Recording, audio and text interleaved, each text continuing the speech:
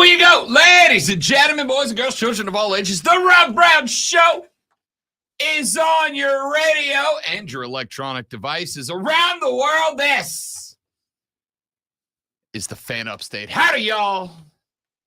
How's everybody? Last Friday when I was up in New York City, and Carlos with a K was ever so kind to give me a tour of the big city radio station, y'all, and introduced me to the boys of the DA show and the FAN shows. I don't know if I mentioned, did I tell you I met Boomer Esiason while I was there? You did not mention that at all. Met Boomer very briefly in passing. He was very kind as well. When I got the opportunity to go up there, and I said, Carlos, I got a question for you. I don't want to impede on your airtime, but do you mind if I sit in on the first 15 of my show? And he goes, yeah, man, no problem. I said, yeah, I just want to say I've hosted a show from New York City. And he said, yeah, no worries, come on up. So I did. And while we were doing that, and while I was having the conversation with Lonzo from a distance, Carlos opened the show, Lonzo, like I do. And I feel like I'm allowed to call myself an influencer now. I feel like I have influenced Los. And now Carlos with a K has got a little bit of that Rob Brown Show dog in him. Have you ever listened to the show from the beginning when you're not here? Not the beginning. I pop in off and on as it goes, but I've never heard him open the show before. All right, so I'm not trying to burst any bubbles or anything, but I think he just did it because you were in the room. I think he just did it because you're in the room. Because normally he doesn't do that. That checks out.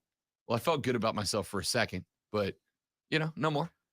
No, you influenced him while you were in the room. I mean, that's still influencing someone, isn't it? Then I am, by definition, ladies and gentlemen, an influencer.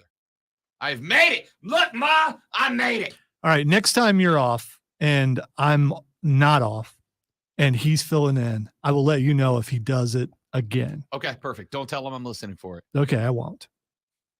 Steven said, first question of the day, do you guys keep your ketchup in the refrigerator or the pantry after you open it in the fridge? Yeah, I think it even says on the bottle that you're supposed to do that. Yeah. Refrigerate after opening. It's got to go in the fridge. That being said, while you brought up ketchup, without knowing this is a reality, Lonzo sent me a tweet last night. Apparently, coming up at Chase Field in Phoenix and Yankee Stadium in New York City, as well as Target Field in Minneapolis and Comerica Park in Detroit. On the 4th of July, if you are to attend a Major League Baseball game in any of those four stadiums, you will have the opportunity, should you wish, to try Pepsi's Cola Chup. Pepsi has rolled out a limited time, I assume great one, ketchup that tastes like Pepsi. Or kind of like, I don't know. Rob Brown's a try anything once guy. I'll eat almost anything once. The list of things I won't try, I have tried. I know it's got people all up in their feels. Yo, I have tried grilled cricket. It's fine. It's like a crunchy little potato chip, right? I have tried in the past Rocky Mountain, Colorado oysters. Now, in fairness, the old man didn't tell me what they were before I ate one. It was a habit of that. First time I ate calamari was because the old man told me it's Italian onion rings. And I went for that too. Turns out I was an idiot as a kid. But what are you going to do? I'm an idiot now. How are you an idiot to trust your father and not question? I mean, that's why. That's why. No. Come on, why. man. That's loyalty. That's someone you love. They're not going to do you wrong. And if they do, it was just kind of a joke or a way to persuade you to get past the psychology of a child who believes, oh, I'm told that's nasty, so it must be. I have been told by dads that the best part of being a dad is screwing with your kids when they're growing up. And mine did. In fairness, I'm glad it did because it kind of brought me to this I'll eat anything thing. I'll try anything once. I don't think, Zoe, that I'm getting down with Pepsi-flavored ketchup. It's not happening. All right, first of all, I'm interested. And second of all, it's not screwing with your kids. It's instructing them with psychology. That's all it is. Screwing with the kids with a lesson attached. Well, that's not. A lesson is not necessarily screwing with your kids. It's teaching them something, teaching them how to get past society's way of saying, like kids saying, oh, broccoli's nasty. So you've never had broccoli, but all the other kids say it's nasty. So in the child's mind, broccoli's nasty. So you call broccoli something else. You've never seen broccoli. You taste it, find out it's good. Then you realize that the power of the mass mind is not the way to go. It's better to think individually and come up with your own opinions on things. I'm not eating Pepsi flavored ketchup. It's not happening. Oh, come on. It's not happening. It's not happening.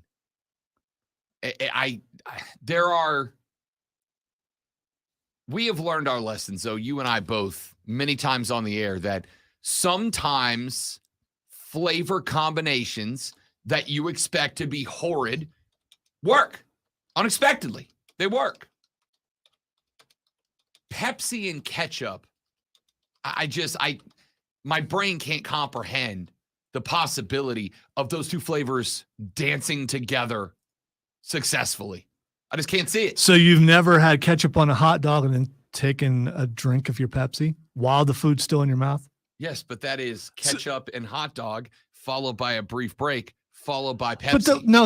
It's not all at the same time. There's no break there. If the food is still in your mouth and you take a drink to wash it down, then you've had Pepsi and ketchup mixed already.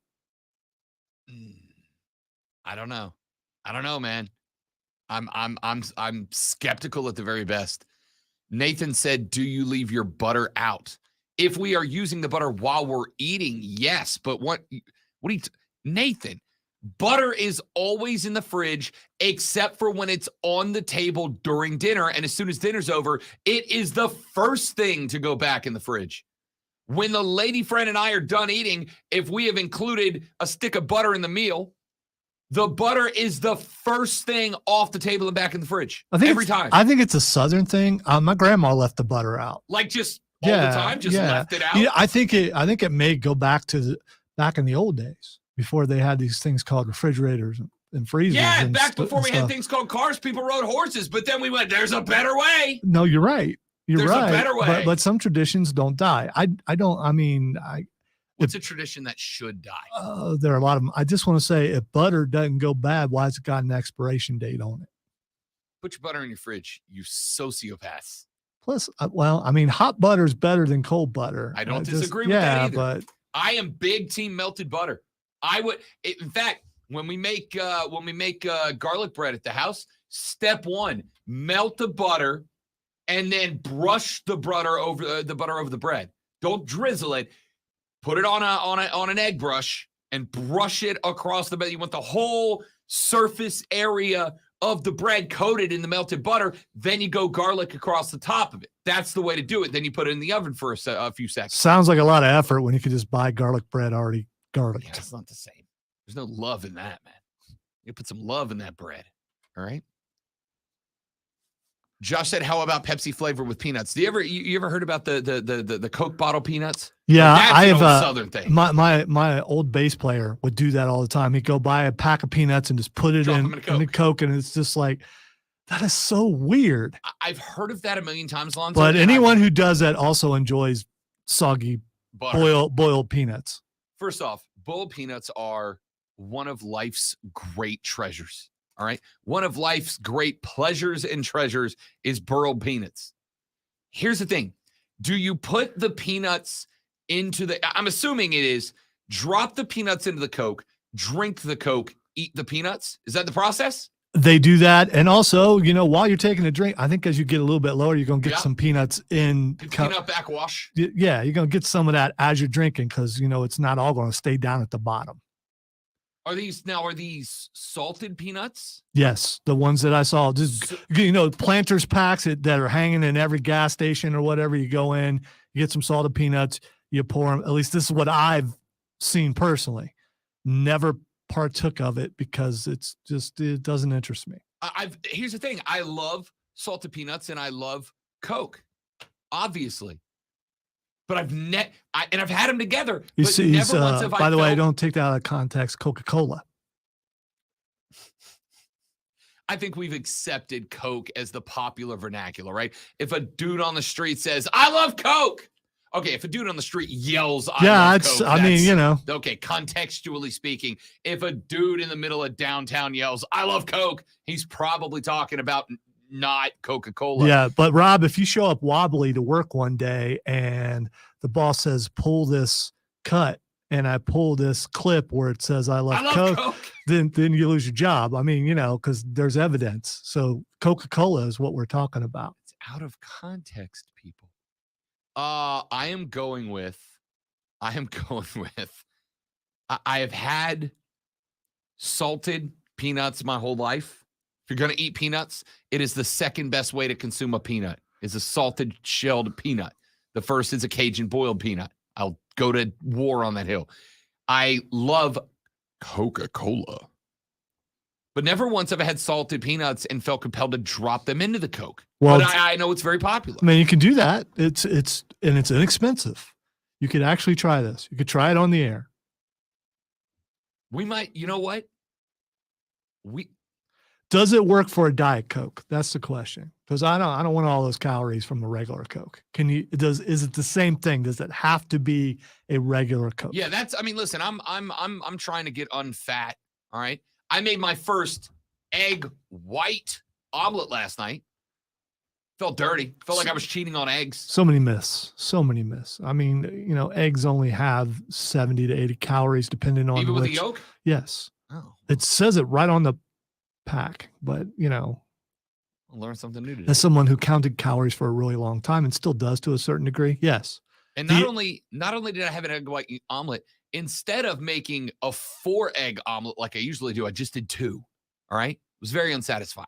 So I'm guessing, I don't know how much you took out of calorie wise, but let's say you took out 20 calories from each egg, just going egg whites. So you had an egg that's like 120 calories. What else did you put in it though? Cut uncured unsalted ham, very unsatisfying. Okay, yeah, you just and peppers. The salt thing's a myth too, but just about any diet will work if you do it right and you have discipline. Yeah, I don't do anything right. Texas said, Rob, my ketchup goes in the fridge, but what about restaurants? Those always stay out. Well, I actually worked in a restaurant for a long time, and I will tell you, they are traditionally, most restaurants, refrigerate them overnight and then alternate the bottles during the day. So while you always see them on table, they are usually alternated and replaced when the ketchup bottle gets like down to half, a quarter. They'll pour new ketchup in there out of the refrigerated bottle and shake it up a little bit. I'm not saying it's the best way to handle it, but if you've ever worked in a restaurant and seen what the kitchen of a restaurant works like, you're not super concerned about it. All right? It's just, it's a risk. Chris says, today on the sports show, when there's no sports, we discuss nuts and uses of nuts for an hour. Not an hour, 7 minutes. And it's not even talking about nuts and uses of nuts. We are talking about the old, very Southern tradition of salted peanuts going on Coca-Cola, and the fact that I have lived in the South my entire life and have never been compelled to try it. Well, most people would say where you live doesn't count. At least people around here would say that you technically don't live in the South because you live in Florida, even though Florida is about as south as you can get. People who live there say it doesn't count. Okay, whatever. I don't know why it matters, but it does, apparently. Did you ever use Coke to clean your car? The windshield. It does work. It absolutely works. Really? Yes. I've used it to clean my pooper before. The toilet, not. Okay. Okay. I regret that sentence as well. I'm just killing the game today. Coke enemas today on the show. I have used Coca-Cola to clean my turlet before. but never the windshield of my car. Learn something new every day. Yeah, so it was a bird. 2 birds. Yeah, but they're not real, so I will not acknowledge them. Ladies and gentlemen, we got a busy day on the radio broadcast for you today.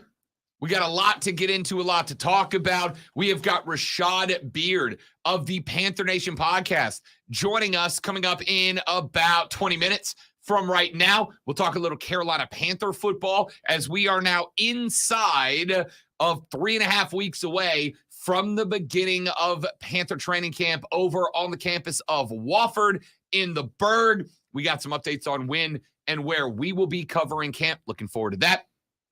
We got to get a little Hornets basketball in here on the broadcast. Brandon Miller has started making his appearances as a Charlotte Hornet. And my dude's not lacking confidence out of the gate.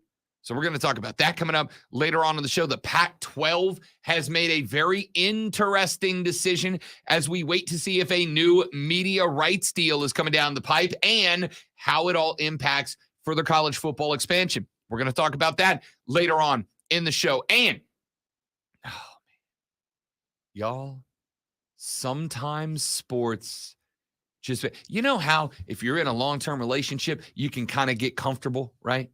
You can kind of get comfortable with your better half and all the romantic lovey-dovey stuff you used to do. After a while, it kind of goes away. But then every now and then, she looks you deep in the eyes and she reminds you of why you fell in love with her. Every now and then, he drops that line on you that makes your heart melt all over again.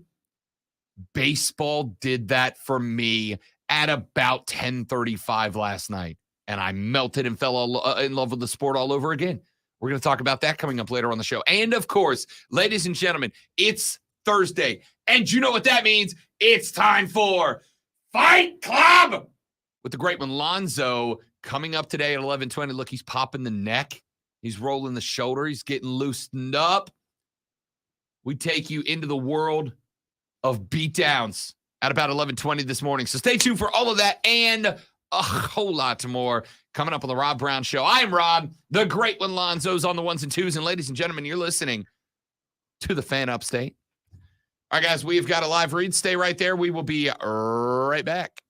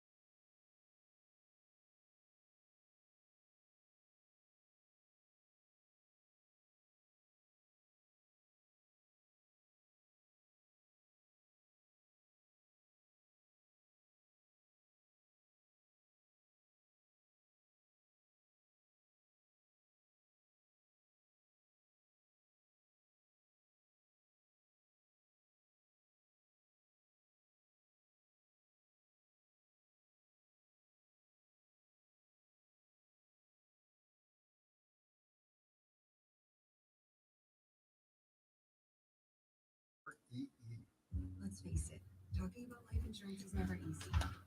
I need to test something because whatever Chris did, I can no longer record at all on anything. Oh, So let's see if we can actually play something. If we cannot, you cannot use your clip. Like you said, just Okay, we can play. You're good. I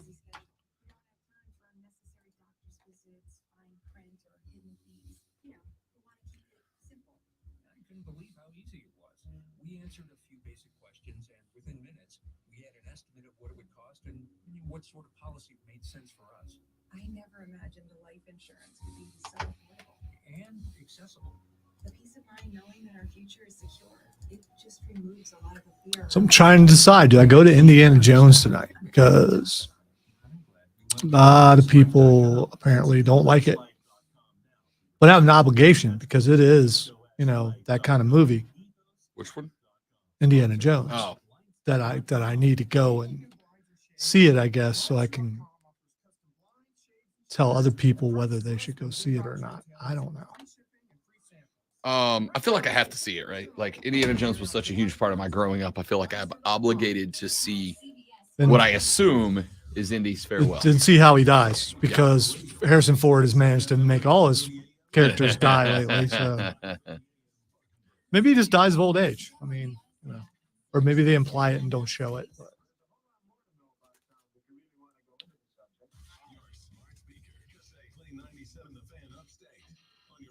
Have you watched any of Secret Invasion yet? I have not. Is it good? I'm not saying. Is it good?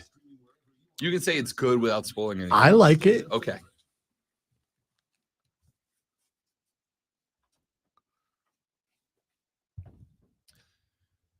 Sometimes life is poetry. Sometimes that poetry is crap. Like when you Why'd you say that and you pointed at me? I didn't. Sometimes I did the general sweep. No.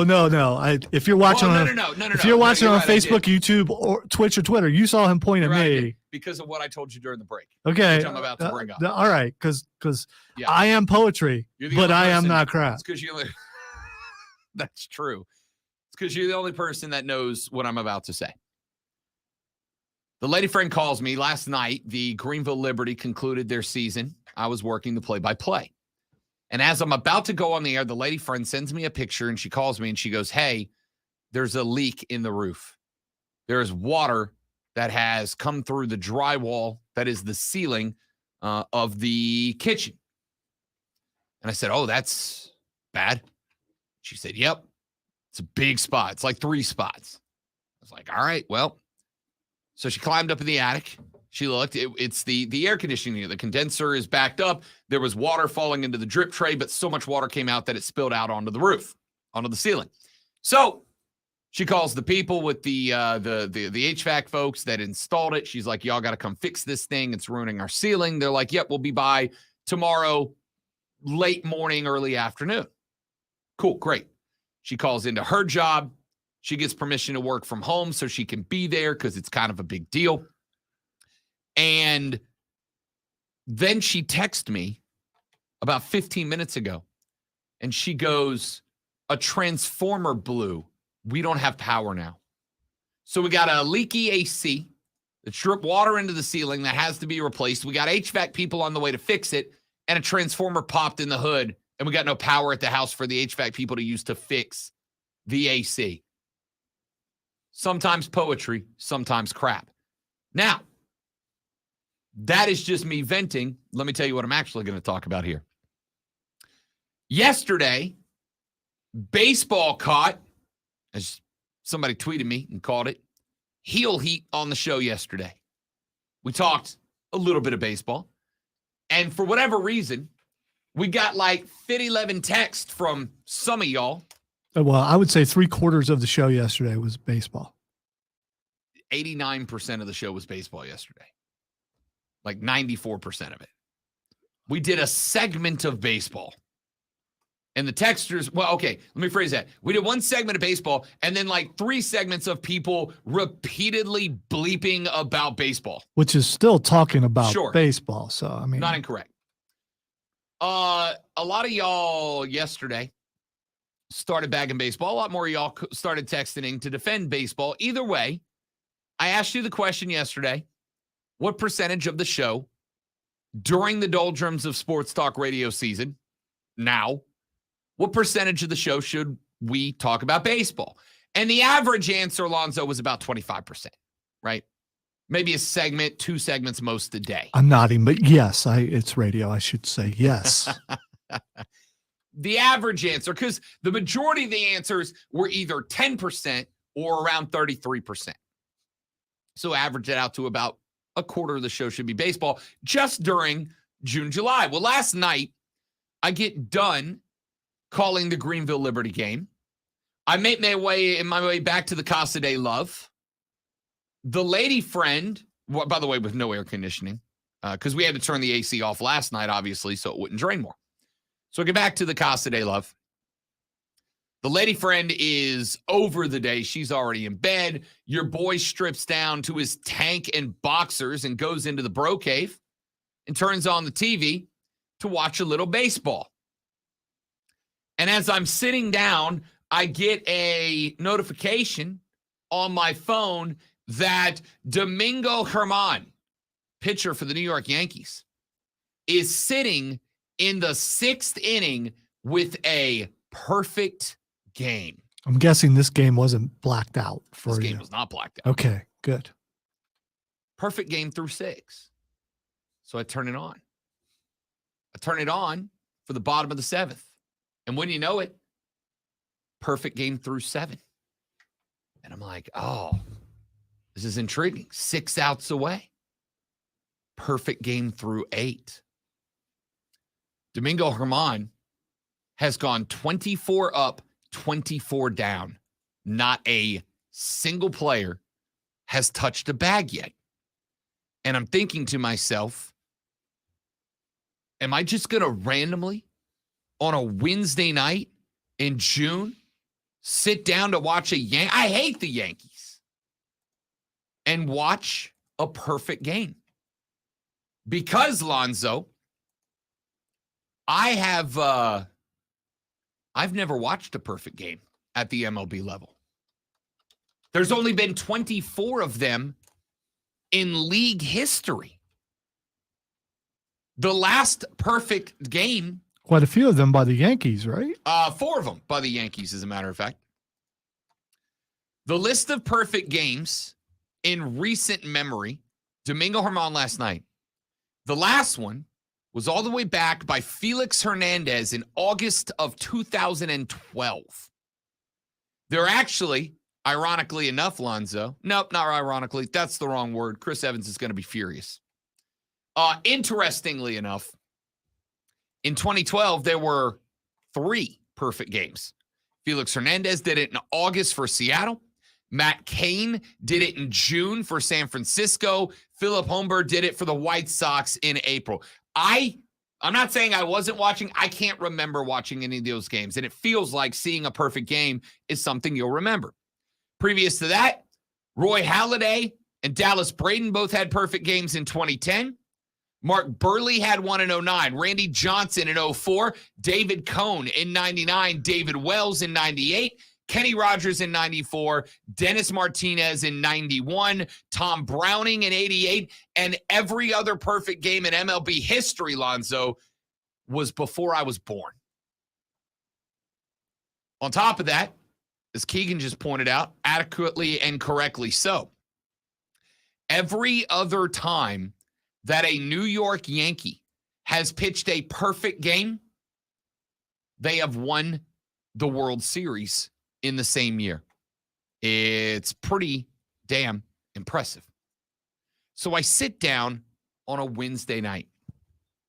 I watch bottom 7, 3 up, 3 down. I watch bottom 8, 3 up, 3 down. Domingo Germán, as he rightfully should, goes to the bump, bottom 9. 3 outs stand between he and perfection. Now, as I've mentioned, I'm not a Yankees fan. In fact, quite the opposite. The Yankees are one of 5 or 6 teams in America that I enjoy watching the suffering. I enjoy watching the downfall. I enjoy watching taking L's because they are an entitled fan base. The teams I root against With the exception of the Atlanta Falcons, I consider to have the most entitled fan bases in sports. The Dallas Cowboys, the Miami Hurricanes, the New York Yankees. Entitled fan bases, and I enjoy watching them suffer. It's fun for me because I'm a bad person. Anyway, it's bottom 9 last night. Domingo Germán is on the bump, bottom 9. There's 3 outs left in the heart of the order for the Oakland Athletic. The Yankees are up 11. There's no coming back here. And yet, in a game where there's no coming back, with 3 outs left to play in the bottom of the 9, Zoe, in a house with no air conditioner, in boxers and a tank top, stood up out of my chair, and I watched the last 3 outs, hands on knees, bent over, with just a knot in my gut, because I want to see perfection. Now, I didn't watch the whole game. I watched the last 3 innings. So does it count? Does it count that you actually saw a perfect game if you didn't watch the entire game? I'm booking I saw 3 innings, and that's enough because I saw the history part of it, right? I saw the last 9 of the 27 up, 27 down. And I'm standing by myself with the lights out in the bro cave, hands on knees, bent over, feeling like I'm ready to puke over a Yankees game. Team I like seeing lose. Domingo Germán, his last time out, allowed, if I recall off the top of my head, 10 runs in like 2.2 innings pitched. He got booed off the bump by Yankees fans. They booed him out of the game. He comes out last night. He moves past it. He puts the mental block on the Yankees fans. 27 up, 27 down. And I sat there staring at this game. Remember, Domingo, your mom, good call by the texter, got tossed for the sticky stuff earlier in the season as well. Argued it was rosin and sweat like every other pitcher does, but he got bounced.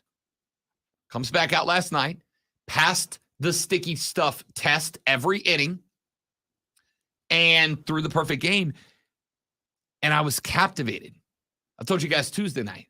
I went out to the bar because I wanted to watch game 2 of Braves Twins and game 3 of the College World Series, LSU in Florida.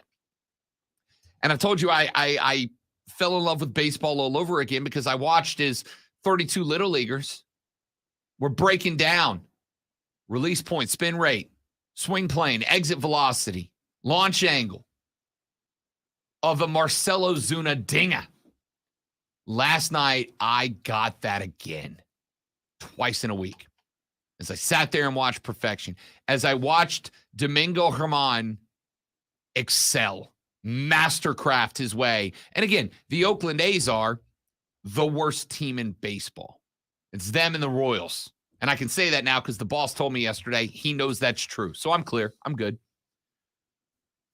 I believe Admiral Akbar said it's a trap. That's a trap. I fell in love with that sport all over again last night. It was a love letter, man. Not every game has to be 12-10. We don't have to hit the over. I mean, the Yankees did hit their over by themselves, but not every game has to be a slugfest. Mastercrafts like Domingo Germán last night. It was, if you'll pardon the expression, and some of you guys are going to make it weird, but I'm rolling with it anyway.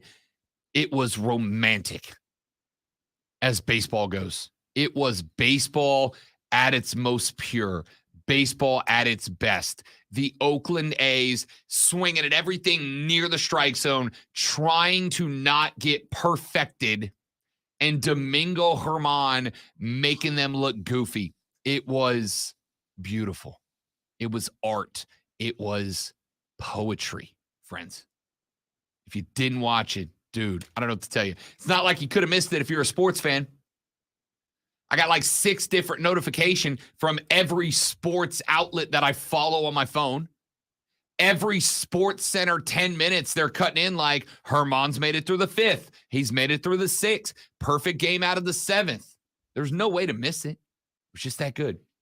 Let's take a break. When we come back, Rashad Beard is the host of the Panther Nation podcast. He's going to join us as we talk a little Carolina football, getting set for training camp over at Wofford just a few weeks away. We'll talk Cats football with Rashad Beard coming up in the next segment of the Rob Brown Show and the Fan Upstate.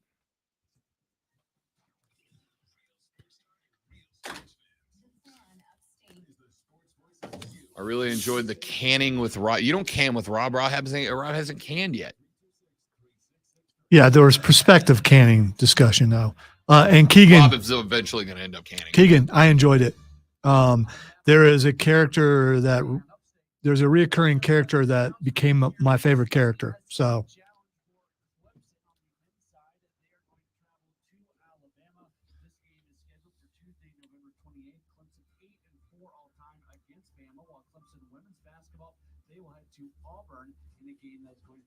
On November 30th, the South Carolina men's basketball team, they are going to face off against Notre Dame. That game is scheduled for November 28th at Colonial Life Arena. It'll be the first matchup between these two teams since 1984. While South Carolina women's basketball, they will go to North Carolina. I can either confirm or deny that, Keegan. You just got me irrationally excited.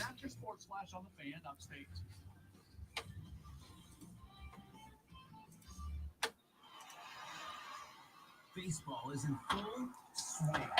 The free Odyssey app lets you listen to local coverage for the team you love. Live stream your favorite sports radio station or jump back and listen to the best segments on demand. Don't forget we talk to the manager every Tuesday at 2 p.m. Don't listen to some guy from the other side of the country tell you about your team. Live conversations for your local team. No matter where you are, your season, your Odyssey. Get in the game and download the free Odyssey app today. Are you kidding me? Gas prices are up again? Somebody has to do something. Well, someone did. That's why I use Upside. Upside? What's that? It's a free app that pays you back real money for every gallon of gas or diesel you buy.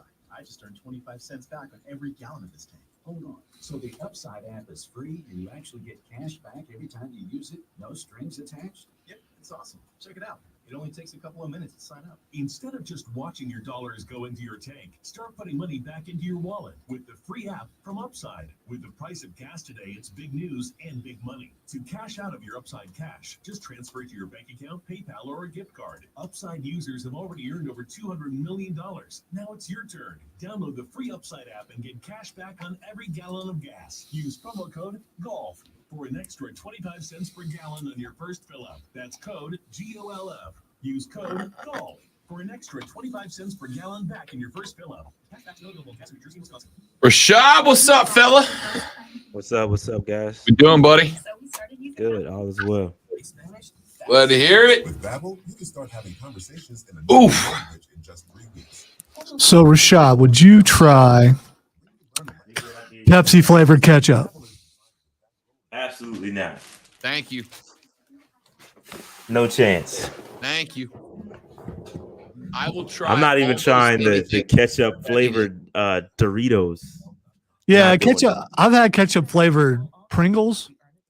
It's not really that good. Why would you make a condiment flavored anything? I tried it just because I wanted to, see what it tastes The like. point of condiments is to enhance other flavors, not be the flavor. I don't eat ranch with a spoon. It goes on stuff. I don't eat. Well, whoever comes up with the flavors thought, hey, someone may like this, and it convinced the people to actually produce mass quantities of it. I don't know. You're very wrong. Do they do test studies on it before they do? I don't know. Very wrong. Yeah, not doing that. Nope. Rashad, I will be up your way for ACC Media Days in about a half a month. I got 3 nights this year, so heads up, we're going to have to get it on. Yeah, just let me know. I meant go to the bar, Lonzo. Your wording today is horrible, man. It's just, Lonzo's that was head pu- is just Yeah, was yeah. pause-worthy, gutter but- right yeah, now. it's me, In right? the gutter. I'm not the one saying this stuff. You are. Disgusting. You are. Now, Okay. if you Disgusting. Whatever. if you said that on my show, that would have been Robert pause worthy, shows on your but it's radio. okay. It's the Fan Upstate. It's Thursday. We talk Carolina Panther football on Thursday with my guy, Rashad Beard. He is one half of the Panther Nation podcast, which you can find on social media at Panther Nation PC. But more importantly, get at them on YouTube because they go live. They got content constantly coming out, and you're not going to find anywhere better to get your Carolina news, information, updates, opinions, thoughts, and more. Rashad, what's up, fella? What's going on, guys? Good to be back. What's up? What you got? Man, we're just talking football, buddy. Hey, let's start with this. I got into the blueprint yesterday. The kind of Panther produced and executed version of Hard Knocks. And look, you got to come at it to it as an analyst. You're like, all right, dude, like, what am I going to take for this? It's team produced. You know, they're only going to give you the silver lining, the best look at it. As a fan, kind of get you hype a little bit, right?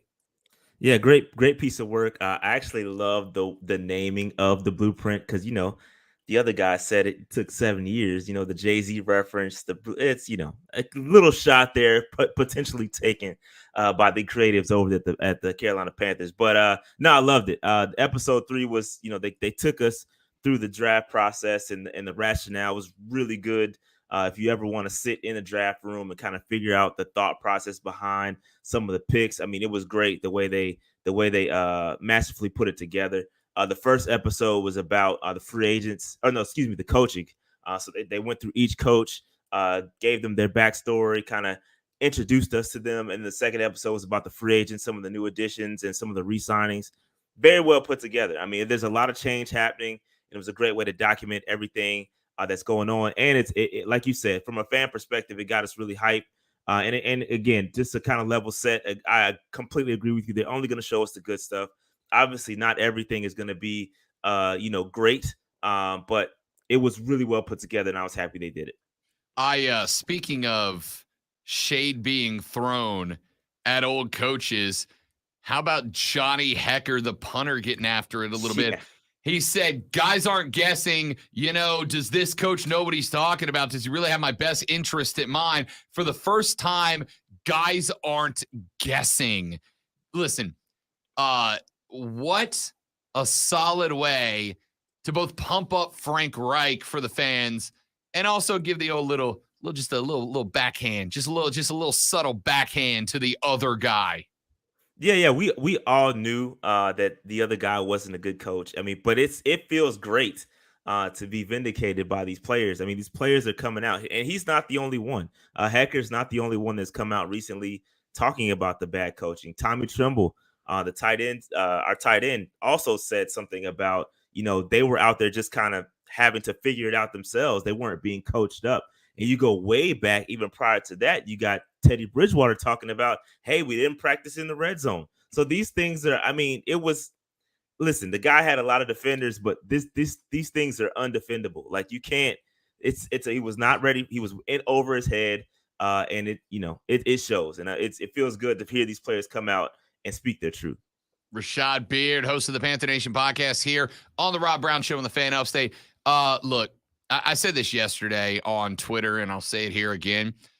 Man, look, as a Saints fan, as a fan, right? Anytime we talk Carolina, I got to approach it from two angles. As a fan, I'm a Saints fan. I don't want another great quarterback in the division. We're already set with future Hall of Famer Derek Carr. I don't want another great quarterback in the division like we already have. On the flip side, all these clips of BY, I saw the one yesterday of him seeing his locker fully dressed for the first time and him bringing his parents up and that emotional moment. I saw that really badass drone shot where they had him mic'd up, but they were droning around him and Reich walking across midfield talking about that. Dude, it's impossible not to pull for this guy. It's just impossible not to pull for this guy. Yeah, I felt that way like a month or so before the draft. I started getting that vibe about him, and the more you see him, the more you see the interactions with them. You're like, man, this kid's gonna be great. I mean, everything you see, the family oriented. He's got a level head. He's not getting too high, not getting too low. He's just even killed, man. He's a cerebral assassin, and I cannot wait to see this guy on the field, man. I'm trying not to get trying not to jump out the window and say he's going to be the greatest quarterback of all time. I'm not going to do what you just did with Derek Carr. I won't go that So far. you mean future Hall of Famer Derek Yeah, Carr? okay, yeah, sure. But I'm not gonna go that far. But I'm excited to see him, and I cannot wait until training camp to actually see get a better view of Bryce Young. Thoughts on BY's OTAs? Because look, he looked great. It's it's not full speed defense. We're not looking at full pads. We're not looking at full contact. We have yet to see Bryce Young play at full speed at the NFL level. But as far as I'm concerned, OTAs for a rook quarterback, it's about development. It's about progression. It's about mastery. Show me you know that playbook better than you know yourself. And I had very few criticisms of BY after OTAs, which I can't say about Anthony Richardson. I can't say about CJ Stroud. I can say it about BY. And that's not Rob Brown, the Carolina fan. That's Rob Brown, dude, who's been watching this for a long time. Yeah, I mean, everything you're hearing about and I've only seen one practice, and the one practice I saw, he was great. The open practice for PSL owners, he was great then. He did exactly what he was supposed to do. Didn't turn the football over, didn't put the football in harm's way. And then you're saying, you hear this guy, man, finding corrections or inaccuracies in the playbook, like stuff like that. I mean, you're like, come on, man. You're like, you see this thing, you hear these things, you're like, man, this kid is going to be great. And so hopefully everything translates to the field, and we're going to see it during training camp. OTAs, I mean, like you said, you couldn't dream up a better scenario for Bryce Young being this good in OTAs. They've elevated him to be the starting quarterback, which was awesome. We didn't have to wait until training camp for it to be done. So it seems like everything is lined up to be great. We'll see it at training camp, but OTAs, checkbox, love it, did well. All right, let me give you something I said on the show yesterday and get your thoughts. DeAndre Hopkins has been working out with New England. Tennessee's interested. Sal Paolantonio at the end of Tuesday said there was a little bit of interest between the Panthers and D-Hop. And then on Thursday morning, that started getting pushed back on by a few other insiders. Here's what I said. Edge rusher's still a need in free agency. I'm not going to argue that. I think cornerback depth is still one, because until JC shows me he can finish the season, I got to act as if he can't. But I say finding not any wide receiver, a star, a DeAndre Hopkins should be the number one priority, not just for Bryce Young to actually have a vertical threat, because while I think DJ Chark does have the ability to be a vertical threat if he can stay healthy and those 2 ankle injuries don't hold him back, while Laviska Shenault can be a Deebo Samuel kind of gadget player that can run routes, you don't have a true vert threat right now. And the guys that are there, Adam Thielen, TMJ, these are guys that I think their success or failure is predicated by playing into zones, into gaps, and you've got to stretch teams vertically to make that happen. Edge rusher, yes, need it. Cornerback depth, yes, need it. Getting a stud, a vert WR1, to me, needs to be Carolina priority number one, because of not just having BY to have a deep guy, but because all the other wide receivers you've built up will rely on that to be at their best. Specifically, Thielen, wide receiver 1 is the priority at free agent for Carolina.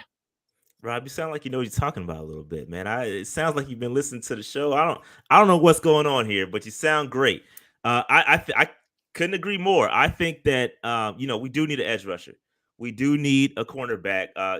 With JC potentially being injured, injury prone or whatever, it's scary right there. Cornerback, edge rusher, we need one. There's some guys out there we can go take a look at, but to D-Hop is available, and I do like that we are even in the discussion, right? It may not be, a real thing. It may not come to fruition, but the fact that we are in the discussion somewhat tied to D-Hop, I love it. And for the reasons you said, I think we have a lot of guys on our roster that have very similar skill sets, right? You look at TMJ, he ran a 4.3, but he doesn't play like 4.3, right? He doesn't play like that. He's more of a possession guy.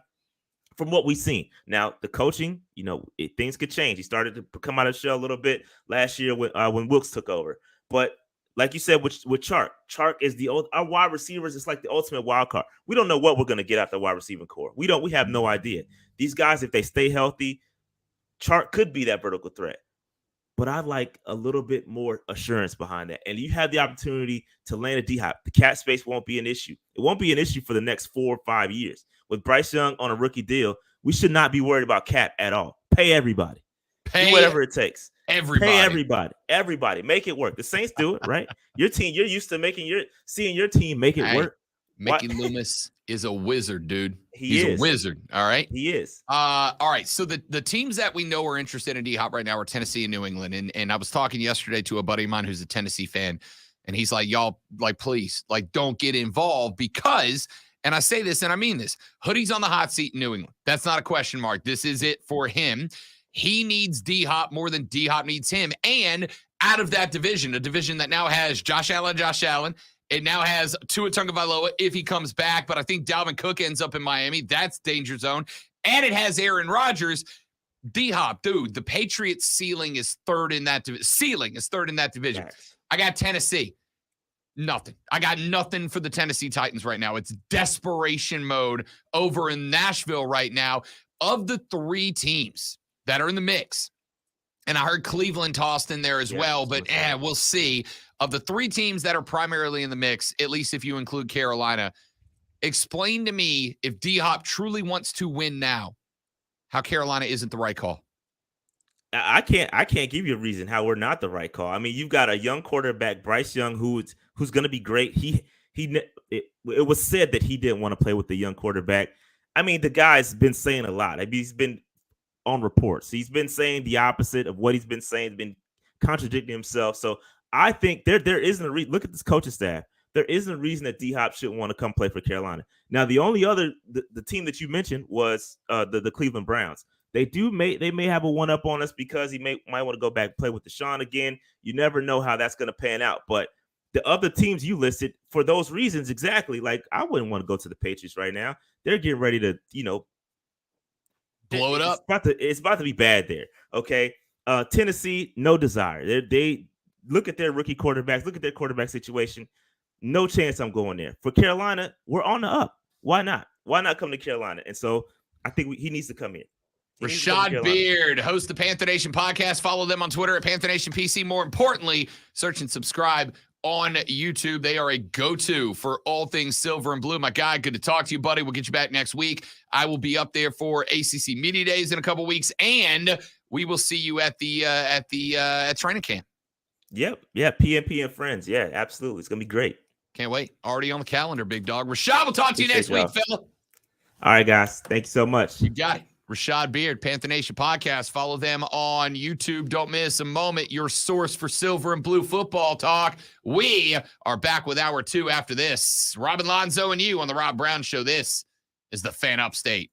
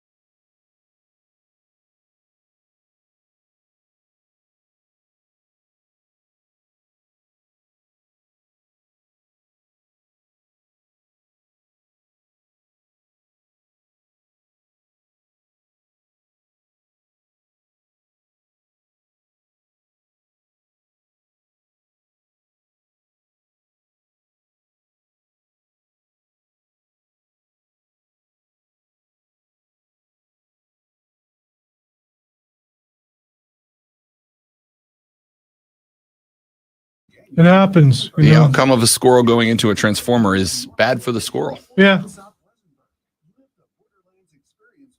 Hopefully it was quick.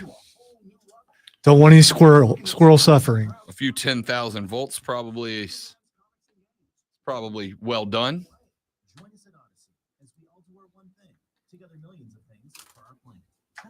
Get you fried squirrel. When we each share our one thing, it becomes a million things for our planet. What's your one thing? This is an important notice to consumers facing $10,000 or more in credit card debt, medical bills, or other unsecured debt. You may not be required to pay it all back because there are special programs now in effect that will significantly reduce the amount you will owe if you qualify. This is not bankruptcy or a debt consolidation loan. These programs, which the credit card companies like to keep secret, exist to aid American consumers struggling with overwhelming credit card debt by offering tremendous savings and real debt relief. Accredited Debt Relief has established a special hotline for you to call and learn what savings you qualify for. They've helped qualify consumers with over $1 billion in debt and are A+ rated with the Better Business Bureau. I have been calling Derek Carr a future Hall of Famer multiple times to Rashad. It's like the only thing that he's like, dude, shut up. That's 800-330-2900. The Rob Brown Show, now 19. The person that's trending is Ezra Miller. Nothing. Ezra Miller is the actor who plays the Flash in the Flash movie in DC. I knew that. He was arrested at a karaoke bar. He didn't appreciate. He's saying creep so badly. I bet it would, Steven. I bet fried squirrel and squash relish would taste awesome. Don't send any by. I'm just speculating it would taste really good. You never had squirrel before? I've had squirrel before. Okay. We've actually talked about it on the air recently. Me and you talked about squirrel. We did. Recently? Recently. I mean, I'm sure we had in the past. But recently? I don't remember. I'm also an idiot. When we were talking about eating alligator, squirrel was brought up. Okay. I believe that.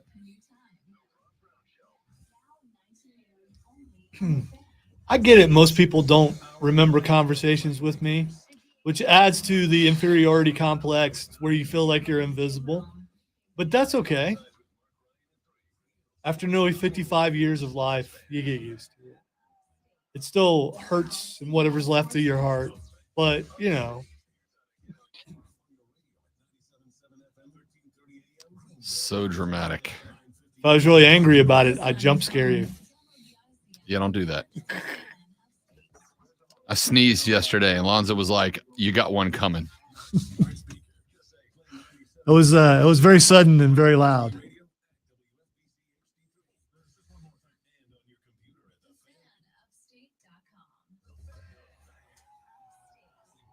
We do plan to attend practices. I don't know which ones, Trey.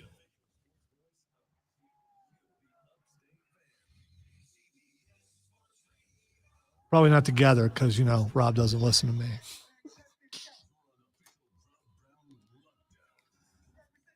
But I know you guys do, and I appreciate that.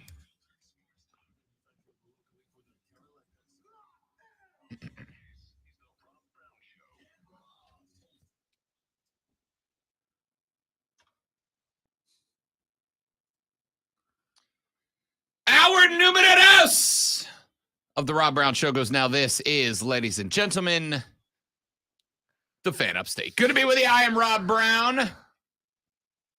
The great one, Lonzo, the Wizard of Wave, on the other side of the metaphorical glass this day. Should you elect to be a part of the radio broadcast, now is a wonderful time for you to do that. 844-326-3663. 844-326-3663. That's the phone number to get on the air.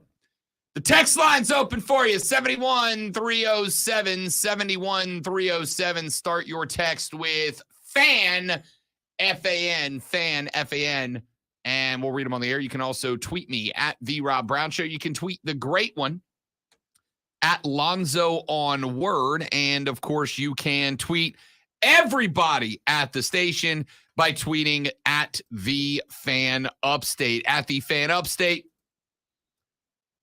We'll get you on the air, man. Let's get some stuff in here in hour number 2, shall we? Let's start with this. Oh, man. Ray is going to be furious this morning because I'm about to talk soccer and baseball in the same hour. I'm going to talk college football in the hour, too, so calm down. But it was announced earlier this week that in 2025, FIFA has awarded the Club World Cup to the United States of America. The Club World Cup in 2025 will be expanding to 32 teams. It'll take place June through July of 2025. The U.S. was chosen during an online meeting of the FIFA Council, who praised the United States, quote, position as a proven leader in staging global events, and because it would allow FIFA to maximize synergies with the delivery of the tournament, end quote. Maximize synergies. Do people say synergy anymore? Like, I remember in the late 90s, early 2000s, when we were all about office buzzwords and synergy was it. It was the rave. Do people still say synergy? I think we know that my vocabulary only goes to a certain amount of syllables, and that's like right there on the edge. So, no, I haven't heard synergy used that much. And I still think synergy is like some other words, more of a written word than a said word. Synergy. Unless you're doing yoga or something, I suppose. Do they use that in yoga? I think so. I don't think so. For the record, used to do yoga. Never heard that used. All right. Used to do hot yoga. Probably going to start again. I've been told that hot yoga is the way to go. It's incredible. It really is. It's like you're in a hot box. It's a sauna. Yeah. And you're improving your flexibility, which is important for old people like me. Yeah. Anyway, synergy, which I assume is synchronized energy, but I've never actually looked it up because I'm not going to use that word. Anyway, America's synergy is the reason that we will host the 2025 FIFA Club World Cup. This is an event that brings 32 of the best clubs from around the world together to play in an international competition. All right. So synergy, the interaction or cooperation of two or more organizations, substances, or other agents to produce a combined effect greater than the sum of their separate effects. Synchronized energy. So I don't get why we have synergy. Because not in this building, but in other buildings, people in positions of management have to go above and beyond to make themselves sound and feel more important than they are to operations. And when you can put two people in a room and say, guys, we need to increase our synergy, it makes you sound like you know what you're talking about, even if you don't. That's where that crap comes from. So it's just a management buzzword. Okay. All right. 100%. That's probably why I've never really heard it too much. You're a manager.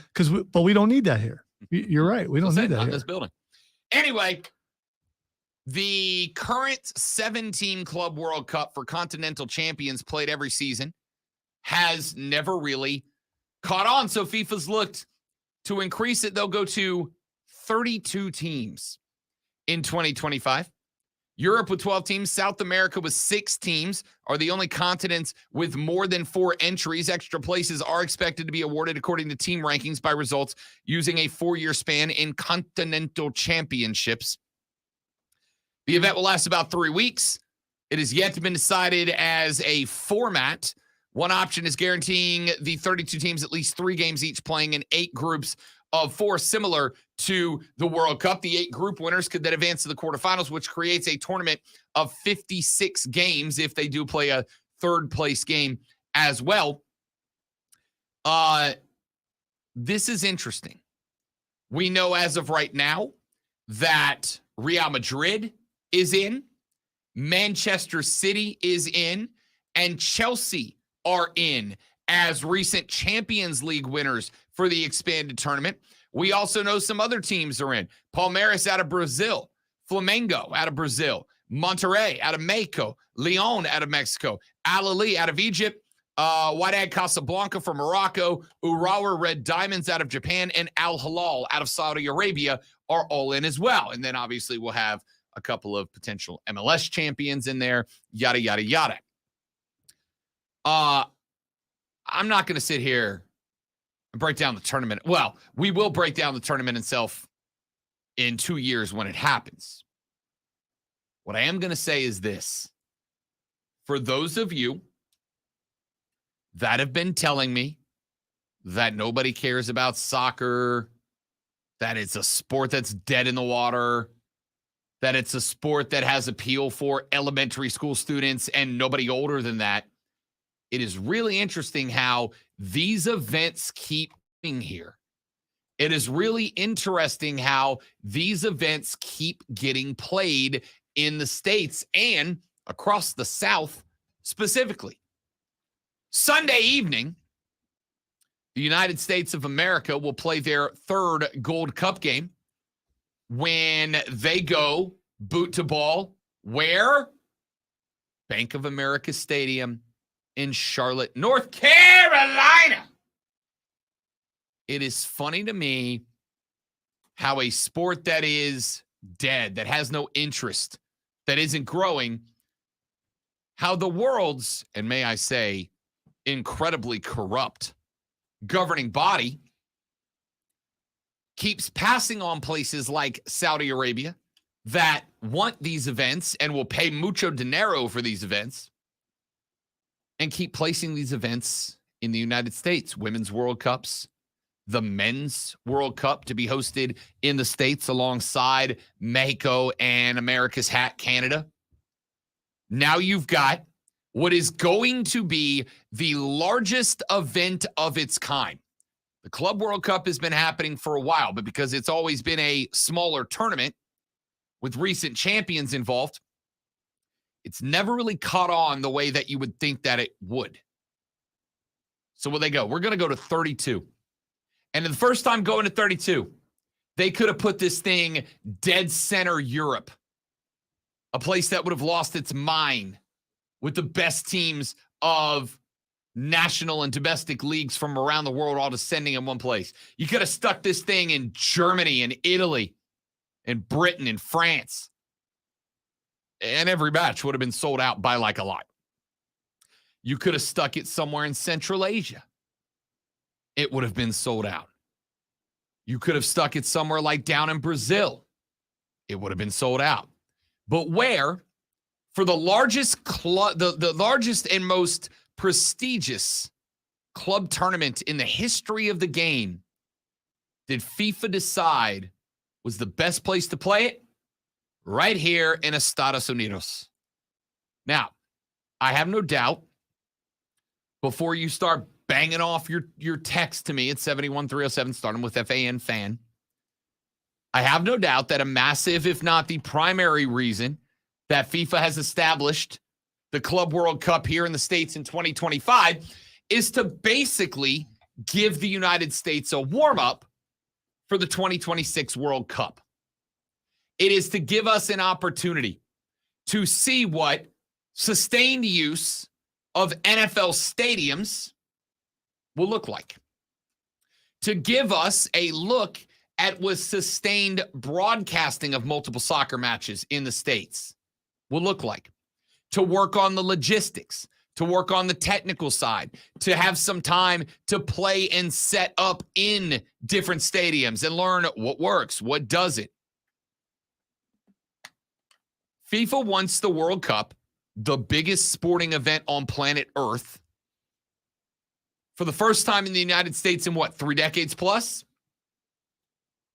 to look good, to be the gem of a presentation that the world's largest sporting event should be. A really good way to do that is to have a trial run.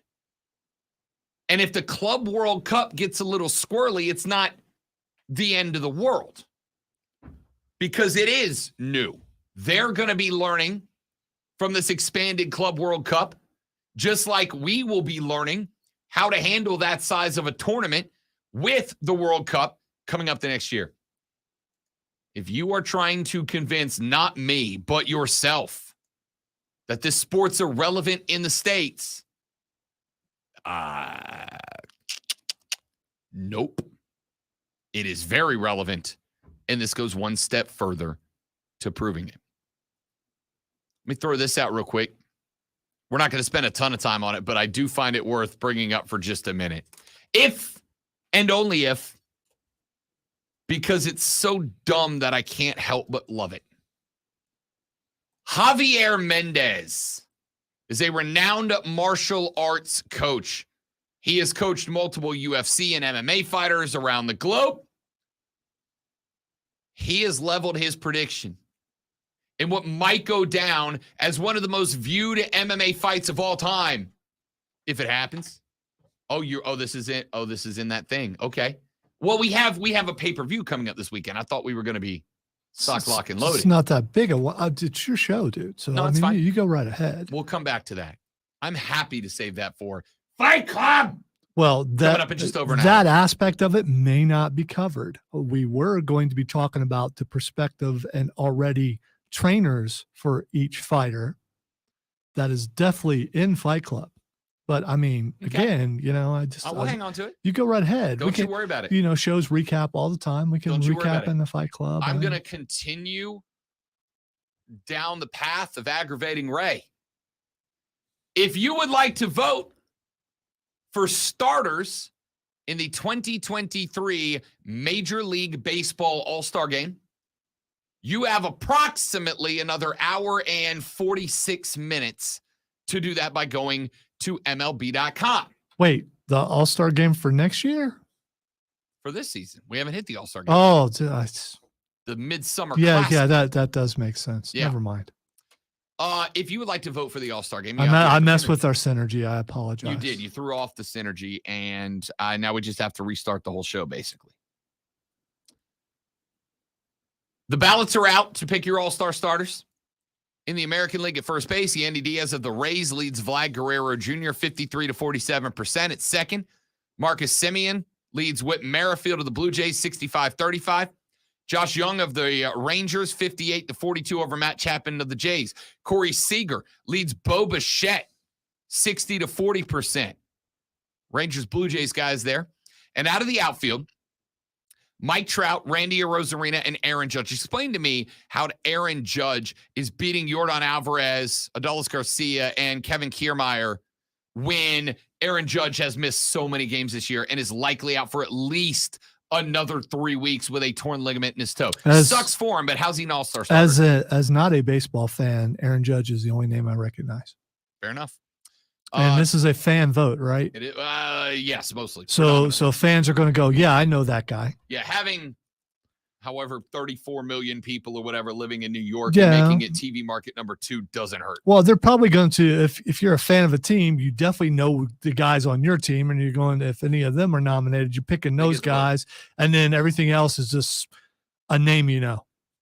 Fair. Jonah Heim of the Rangers leads Adley Rutschman of the Orioles. That one closed 52-48%. But I wanted to bring this up because I wanted to talk about the National League side of things. Can I ask you something real quick? Sure you can. Why are fans still have the ability to vote on All-Stars? Because it keeps you engaged. That's it. Why do we – all right. We take text and calls and tweets on this show. Why? Keep listeners engaged. If I may pull the curtain back a little bit. Because engagement drives eyeballs and ear holes. It's just what it does, right? If you wonder why guys like Mad Dog can scream into a television camera for 2 hours every morning and get paid $1 million to do it, it's because it's engaging. People work. Allowing the fans to vote keeps them engaged with the all-star race. That's it. That's the only reason. Do they actually use the fan vote, though? I mean, there's no way we'll know for sure. It just seems to me that the best way to vote is by the current players that are playing the game. They and make, the coaches. as far as I can tell, the honest results and vote tallies public, so they kind of have to, unless they're fudging the numbers. That would never happen on any level of anything. Yes. Let's talk about the National League side. First base, Freddie Freeman has 61% of the votes to be a starter, and he should. Just joined the 2,000 hit club, went on a, 22-game hit streak earlier this year. Freddie Freeman's playing out of his mind, but who is he got the slight edge on at first base for the starter? Matt Olson, his replacement at first base for the Atlanta Braves. Let's go to second base. Luis Ariz is currently your leader, 54% to 46%. And why wouldn't he be? Luis Ariz has been hanging around the 400 mark, and he's gone deeper around the 400 mark into the season than anybody else, with the exception, I think, one other guy since Ted did it. Luis Ariz has 54% of the votes to start. Who does he currently have the nod over? Ozzie Albies, the second baseman for the Atlanta Braves. Let's go to third base. So first baseman, there's a Brave on the All-Star team. Second baseman, there's a Brave on the All-Star team. Let's go to third base. Currently, Nolan Arenado of the St. Louis Cardinals hangs on to the first place, the starting vote, 58 to 42%, 16 points ahead. Who does he lead at third base? Austin Riley. Who does Austin Riley play for? You don't even have to know at this point. You can probably guess the pattern here. Austin Riley is, of course, the third baseman for the Atlanta Braves. So now, Lonzo, we have an all-star at first base, an all-star at second base, an all-star at third base, and now we move to shortstop. At shortstop, Francisco Lindor of the Mets has 31%. He's losing to the player with 69%. Who's the player with 69%? Right now, the current shortstop starter for the NL All-Star team, it's Orlando Arcia. Let's see if Lonzo's been paying attention. Who does Orlando Arcia play for, Lonzo? The Atlanta Braves. The Atlanta Braves. The Braves, ladies and gentlemen, have an NL All-Star at first base, at second base, at third base, and at shortstop. But we're not done. Let's go to the outfield. Do you know who the number one vote getter for the entire National League is? It's Ronald Acuna Jr. Hey, Lonzo, who does Ronald Acuna Jr. play for? Atlanta Braves. The Atlanta Braves.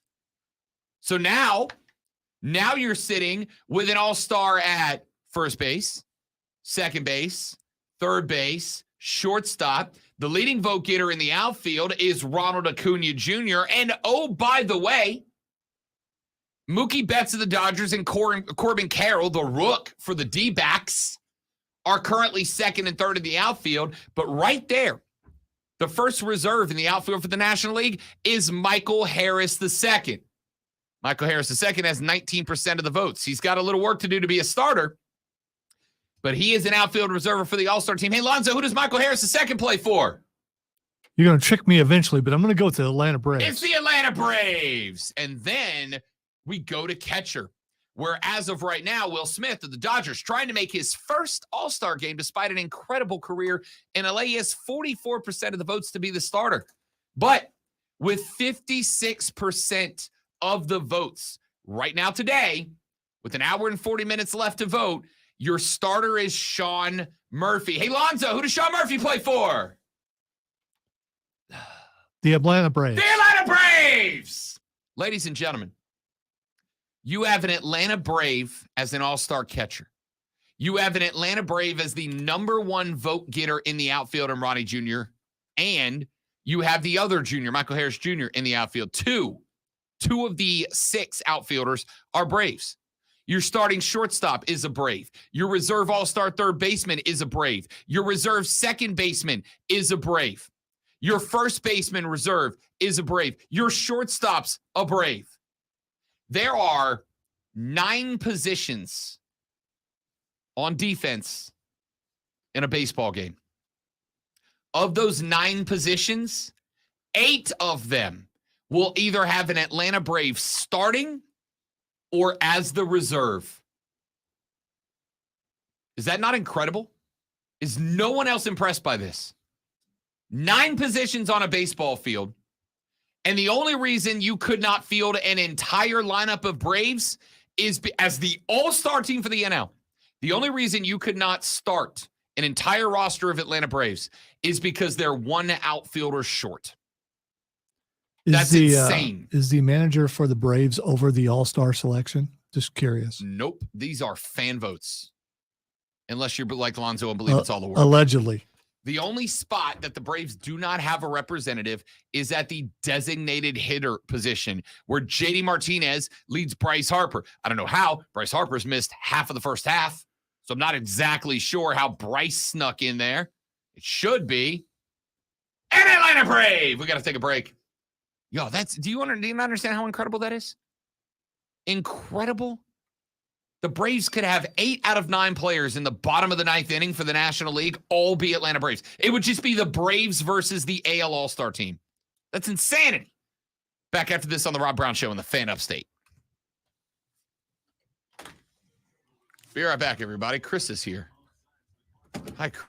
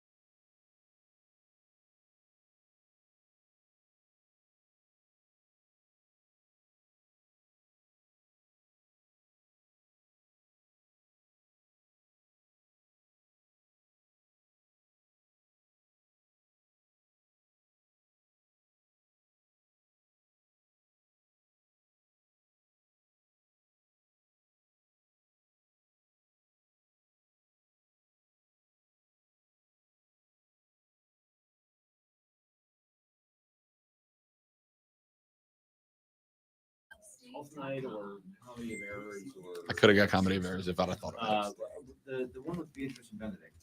I gotta tell you, ladies and gentlemen, I'm proud of Captain America Chris Evans down the hall, who came down to play a game where he was just gonna, when I asked who does he play for, start yelling random baseball teams. I asked Captain America Chris Evans down the hall, noted non-Major League Baseball fan, how many MLB teams could he name? He did 15 off the top of his head. I got half. That's impressive.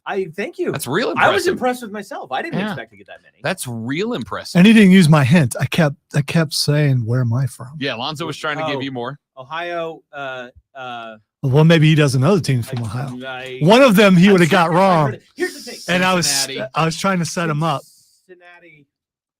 Wow. It's a color.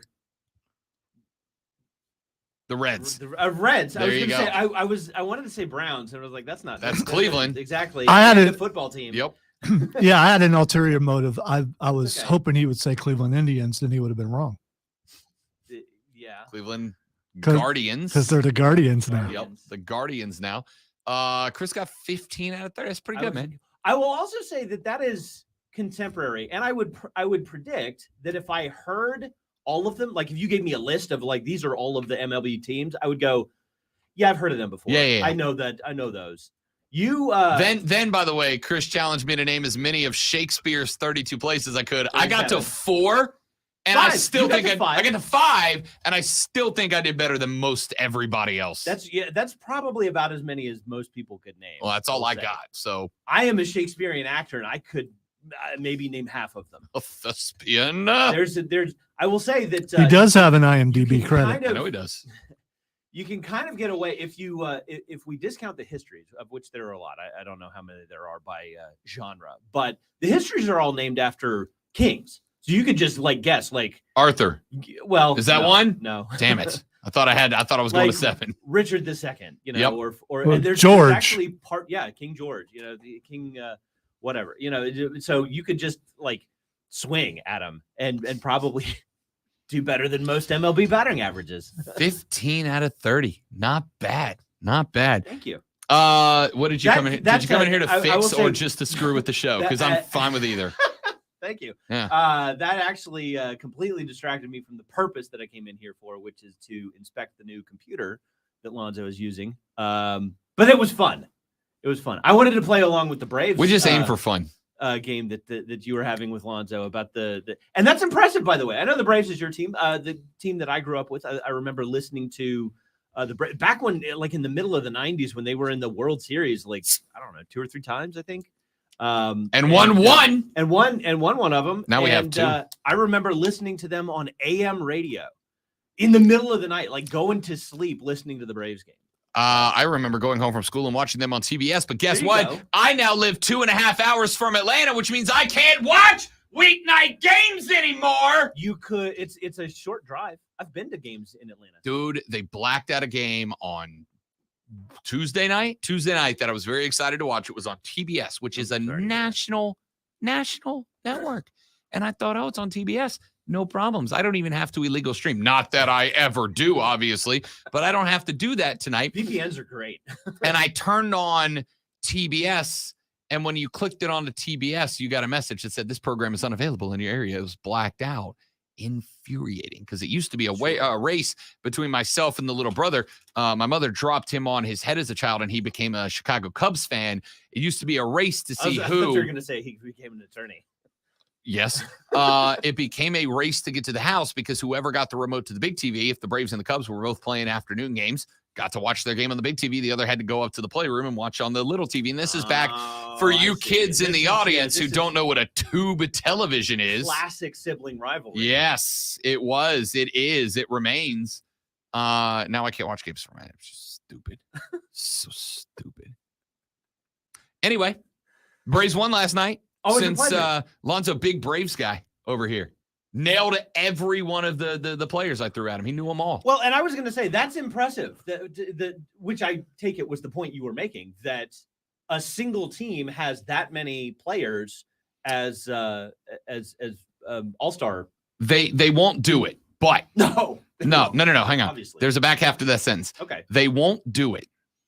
If they wanted to, they could play the bottom of the ninth of the All-Star game with 8 of 9 defensive players all being from one team. As the Atlanta Braves. As a non-sports guy. Right. That's incredible, right? No, that is incredible. When you have the league made up of the best baseball players from around planet Earth, Shohei Ohtani is from Japan. Domingo Germán, who threw the 24th perfect game in Major League Baseball history last night, is from the Dominican Republic. You've got Ronald Acuna Jr. from Venezuela. Baseball is more international in this country than any sport with the exception of soccer. And we get soccer's international players who can't play in Europe, right? So we're the JV league. Correct. The MLS is. It's getting better, but it is. The Major League Baseball is the premier league for the most talented baseball players on planet Earth, no matter where you are from. MLB will find you and bring you here to play for these clubs. And the Braves, out of the 15 teams in the National League, have 8 of those players going. So that's insane. So here's a question that occurs to me, and I come to you because you know way more about sports than I do, and I trust your opinions. Does this put pressure on the Braves? If they don't, I don't know, make the playoffs or win the World Series, do they have an excuse? So they are the current betting favorites to win the World Series. They are 2-1 odds, which is not great to pick a champion. That's a tough number to win a champ. The next closest team is like 4.5-1 right now. It's the Dodgers, who are also very, very good. Now there are other aspects of this. The trade deadline is in 3 days. Teams like the Dodgers are going to add probably $25-30 million to their payroll because they're going to call the teams that suck and go, we want your best player. Right. And we will send you a lot of money and some prospects, minor league guys, to grow your pipeline for the future.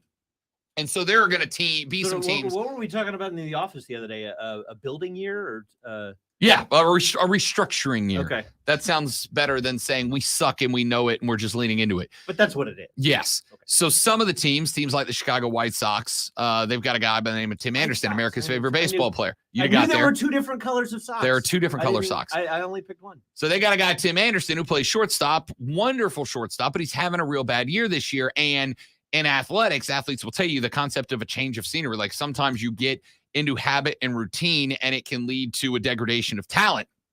And the way to ramp back up to what you're capable of doing is a shock to the system. Now, if you work in an office, that shock to the system usually comes in the form of a manager coming to you and going, no, you're bad. You're fine. We're going to start knocking your paycheck or whatever.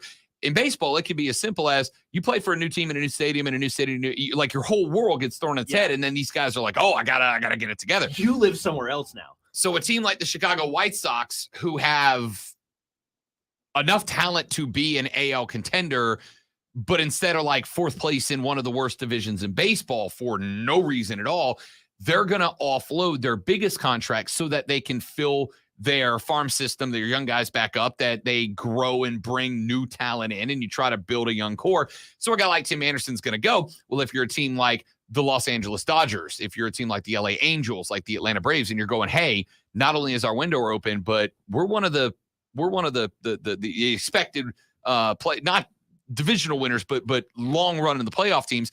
You go, hey, Chicago, we'll take Tim Anderson off your hand. We're going to give you 3 minor league prospects plus a briefcase full of cash in return for your should-be best player. Style, effectively, right? And so he'll get sent out to LA. So it's one of those things that today, yes, the Braves, anything less than winning the National League would be a massive disappointment. But that could change in 3 days because if the Dodgers decide to go, as the kids say, ham and put $25-30 million to go get 2 more guys that are all-stars but playing for bad teams right now, they could take that position. That being said, to have 15 teams in the National League, 9 players on the field, and the Braves send an all-star representative for 8 of them is stupid impressive. Yeah. Stupid impressive. History impressive. I don't think it's been, I don't think it's happened before. So, and that's an impressive thing, even to somebody who barely recognizes the achievement. But that was a lot of words, and I like the analysis, but I don't know that I got a clear answer to the question. Do the Braves have an excuse? If they don't win, or at least make it, let's just say make it to the World Series, do they have an excuse? So first off, the Give me a top yes or no. for I know me, you were trying to explain it. well, so and you have an audience to I do. to cater to. I do. Thank you. There is, and I've said this before, this is one of there's like 3 philosophical sticking points we hit on the show all the time. And one of them is the difference between excuses and reasons, right? Okay. Either one can be applied to any situation. To me, That's why I use that word. I understand. I agree. There are excuses and there are reasons. Reasons are things Just that why cause a thing something to happened. happen that are within your control. Excuses, scratch that, flip that. Yeah. If something bad happens, a reason is something that made it happen that is beyond your control. If something bad happens, an excuse is this bad thing happened and something that was inside of your control that you didn't do right caused it to happen. And so to go, oh, well, blah, blah, blah, that's an excuse versus this other thing happened. There was no way for me to stop it. That's a reason. The reason that the Braves don't make the World Series is what I just explained. Primarily, LA Dodgers go and stockpile via the trade deadline in 3 days and build an all-star team that is the caliber of Atlanta's. Now you got a great series. That being said, last year, the Braves had a very similar, not as many all-stars, but a very similar team last year, and they lost in the second round of the playoffs to the Philadelphia Phillies, who are a wild card team that played just above 500 baseball, were not anywhere near as good as the Braves, but they got white hot. So the other reason the Braves don't make it is because, and I've said this for many years, baseball's freaking weird. Yeah. It just is. It's just weird. You can have a team that plays 500 ball all year come in and beat a team that's a 106 win team. And then you go, why? And the only answer is they played better. You know, it's one of the things that I've thought about. You could have a player who has a 333 batting average. They hit a third of the pitches that are thrown to them, or their at bats, I guess is how. Sure. Not the pitches necessarily, but you're killing it. Keep going. Thank you. If you had an NFL receiver who caught a third of his passes, fired. Yeah, immediately. Yeah. Hitting a baseball is, and this is, there used to be a show called Sports Science that I loved on ESPN. They literally went into a lab and then had professional athletes come in and do their thing, and they would analyze this stuff. Hitting a baseball is, with one exception, the hardest thing to do in sports. The only thing harder to do than hit a fastball in baseball is hit a fastball in softball. Hitting fast pitch softballs, statistically speaking, is harder to do than it is to hit a Major League Baseball. Do you remember? I mean, like a little bit percentage points, but enough that you got to give it credit, right? Sure. Hitting a baseball is the hardest thing to do in sports. So there's a guy for the Marlins right now, Louis Urias, in terms of who routine is tasks. he is 400. Right? Yeah, not like, you know. I mean, I would argue anything. Now, is it harder not like to versus winning a Golden Glove? Right. Okay. As far as an act that you do routine task, correct? Okay. Then yes, hitting a baseball is the second hardest thing to do, only behind hitting a softball, because softball's pitching from 60% of the distance, decreasing the speed a little bit, but also softballs can move in ways that baseball can't. Right. So anyway, for the Braves to have this many dudes make it there doesn't guarantee you anything, because last year there were 3 teams that won over 100 games and none of them won the World Series. It's just baseball. It is the weirdest sport. It is the only sport that, and I've said this on Bet for the Cycle, my nationally syndicated baseball gambling show that airs from noon to 4 on Saturdays. I've said this on that show. I've said it on this show, and I'll say it again.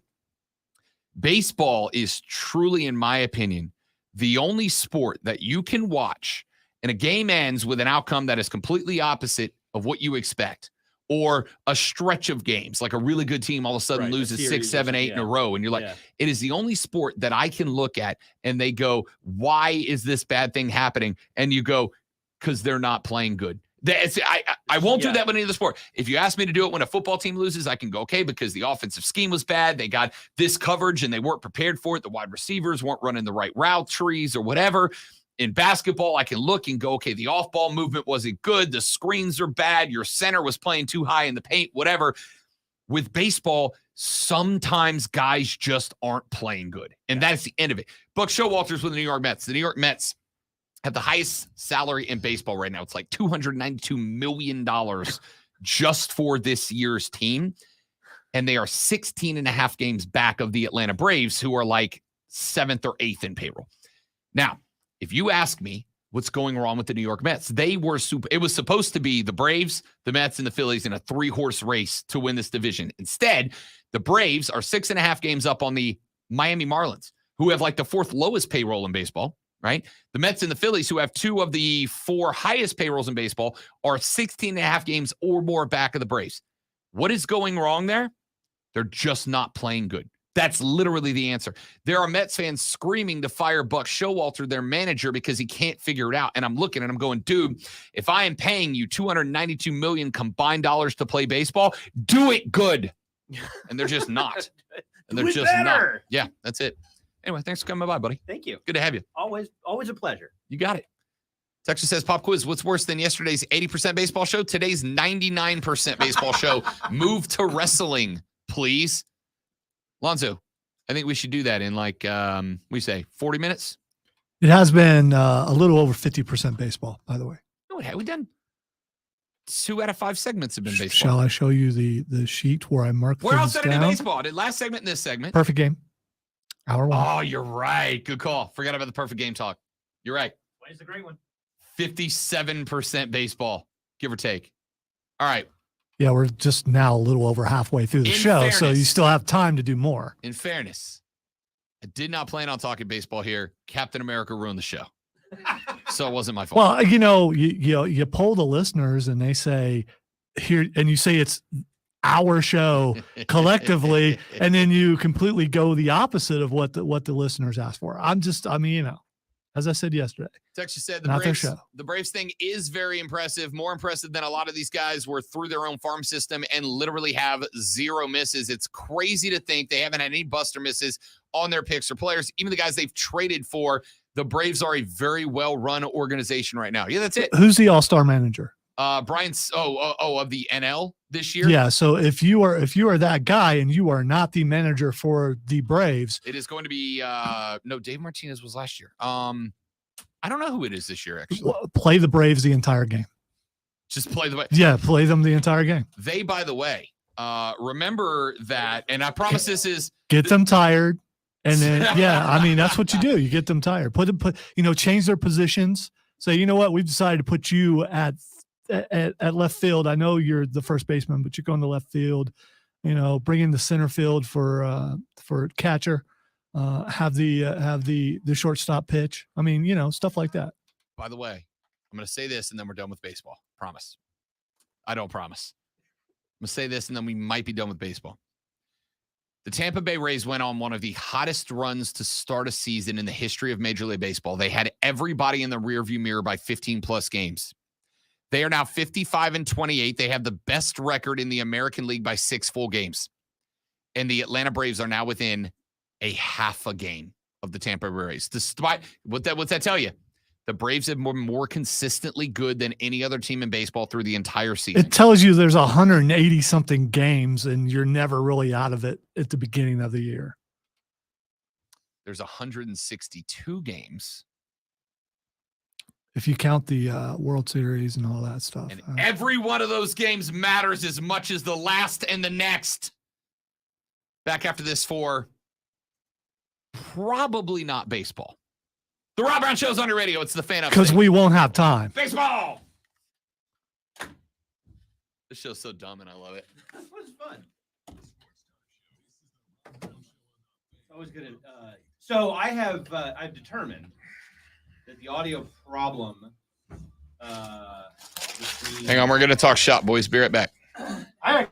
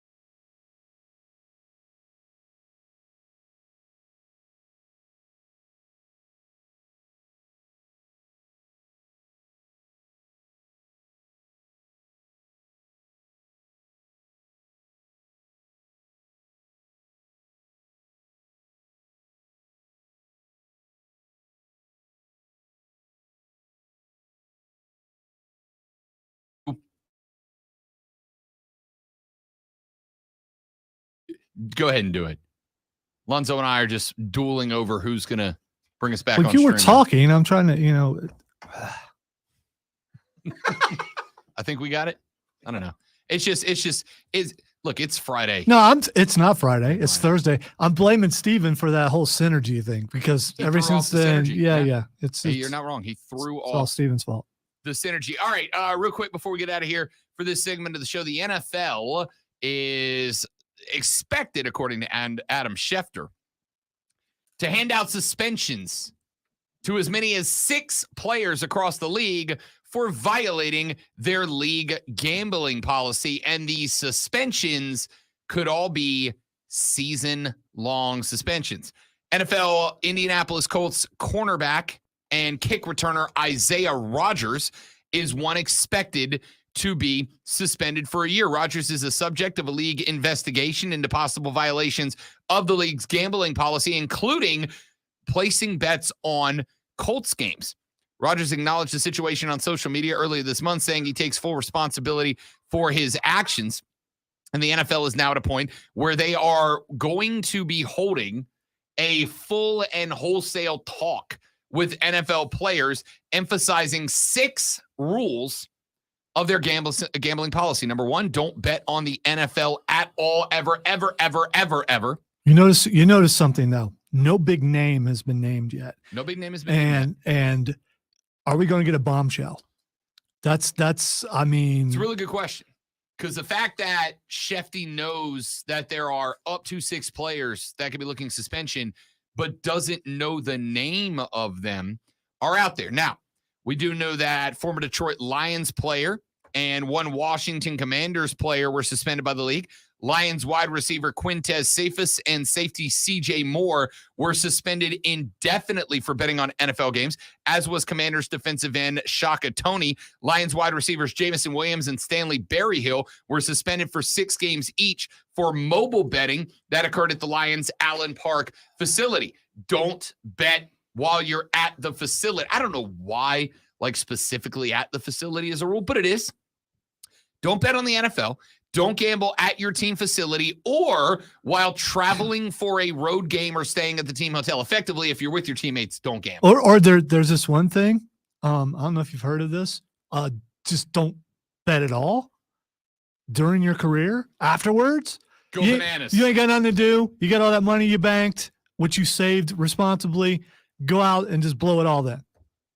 I mean, I'm not against it. Is the gambling just like we've seen people who can't stay off the drugs?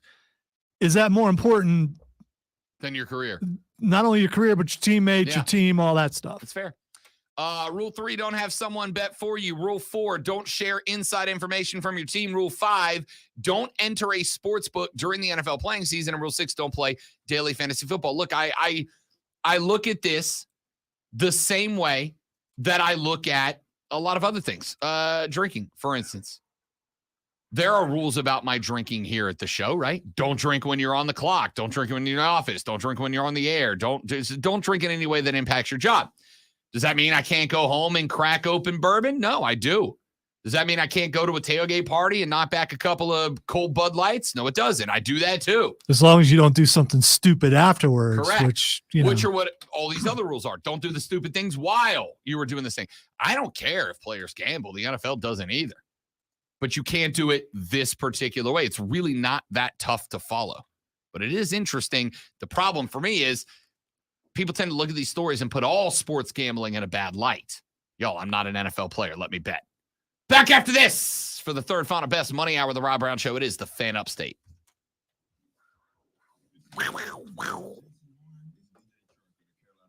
DJ Chark do do do do do. DJ Chark do do do do do do.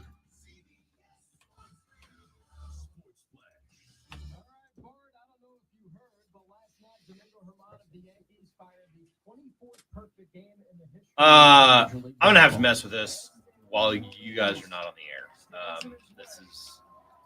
It shouldn't be doing that, and that actually makes me more confident in my solution. Because basically you'll have 4 different inputs that'll be one of each of the buses. Like you could record from program, you could record from audition, you could record from aux, you could record from utility. This is going to mess with what we have already on the board. with any of those. No. You were just pointing to those specific ones. I understand what you're saying. So that's what I'm saying is that you could none of that's sell- assignable to the board as far as a. No, it's going to be it's going to be like this monitor. Like you could push. I mean, Okay. you could listen All right. to utility. You could listen to audition. The computer could listen to utility. The computer could listen to audition. You can tell it to record from whichever bus you want. So you could mix minus your own. You know, Okay. like whatever you need. And I could even put again one more channel in there that would effectively be a floater, and we could program it to anything in the building. Like we could switch it. Like if you wanted to record directly from WRQ's Comrex or Tara's program 1 bus in her office studio. Okay. Not a reason that you would necessarily need to do that, but if we find one, then you'd be able to. And we wouldn't have to mess with any of the buses. But that again is something I'm gonna have to do when you guys are not. Exactly, Joe. What? What? Joe. Joe's saying about me. What? The Rob Brown Show. It shouldn't be doing that. I wish that wasn't so painfully accurate. I'll be back. I am disappointed. I want the stuff with to work. Me too, because now I got to that a do lot. extra work afterwards because I can't do podcasts right now because. Mm-mm. Because that ought to work. I can hang out Technically, there's supposed to be input there too. when the but show is over. I can hang out in here for a minute and we can try it out. Well, we're not getting any echo, but it's on co-host. That's why. Well, yeah. I'm not getting any echo right now. So. Today, I consider myself, the luckiest man on the face of the earth. Well, you ought to be able to play out of that.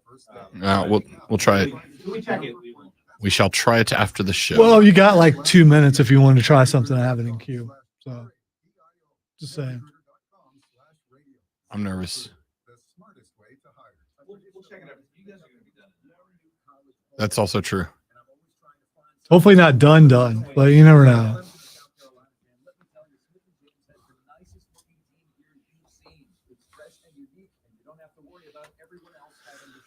Better yet, people will be asking you where you got it.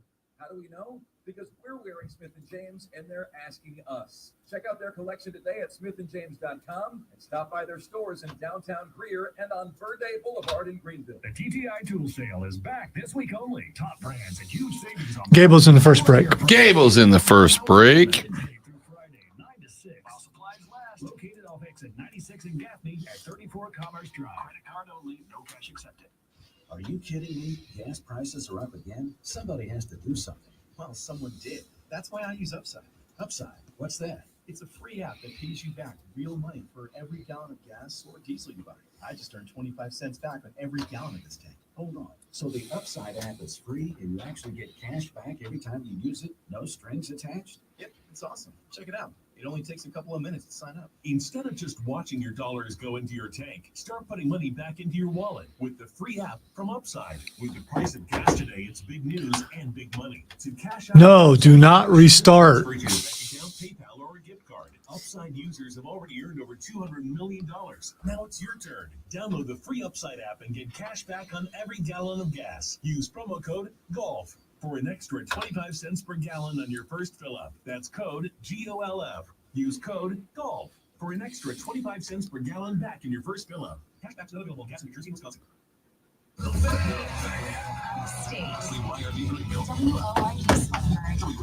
The official sports voice of the Upstate fan. CBS Sports Radio. Live from the Philadelphia. Man, check this out. So on official Rob Brown lockdown.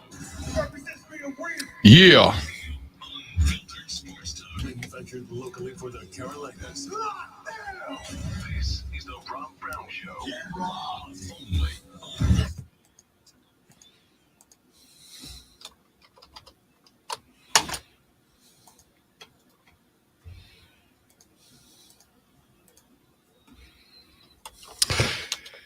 The third, the final, the best of money hour of the Rob Brown Show starts now. This, ladies and gentlemen, is the Fan Upstate. I am Rob Brown, the great Lonzo on the other side of the metaphorical glass. This AM, 844-326-3663 is the number to be a part of the radio broadcast. 60 minutes of baseball coming your way right now. All right, that's not true. Well, 2/3 of the show last hour was baseball. So, and it, by the way, was good. It was, dare I say, real good, real good. Let's get to some other stuff, though, shall we? Let's get to some other stuff here on the radio broadcast.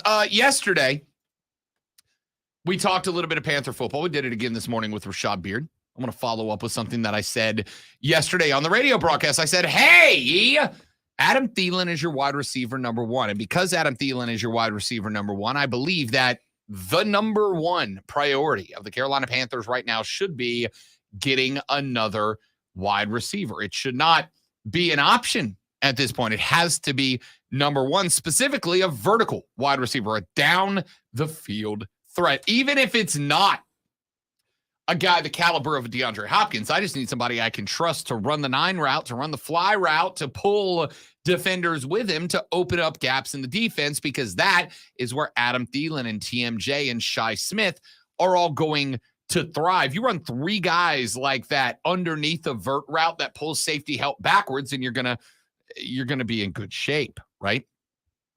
Well, yesterday I was scrolling around a little bit, and it turns out I'm not the only one who believes that Adam Thielen at 32-year-old is going to start seeing a bit of his overall stats decrease this year.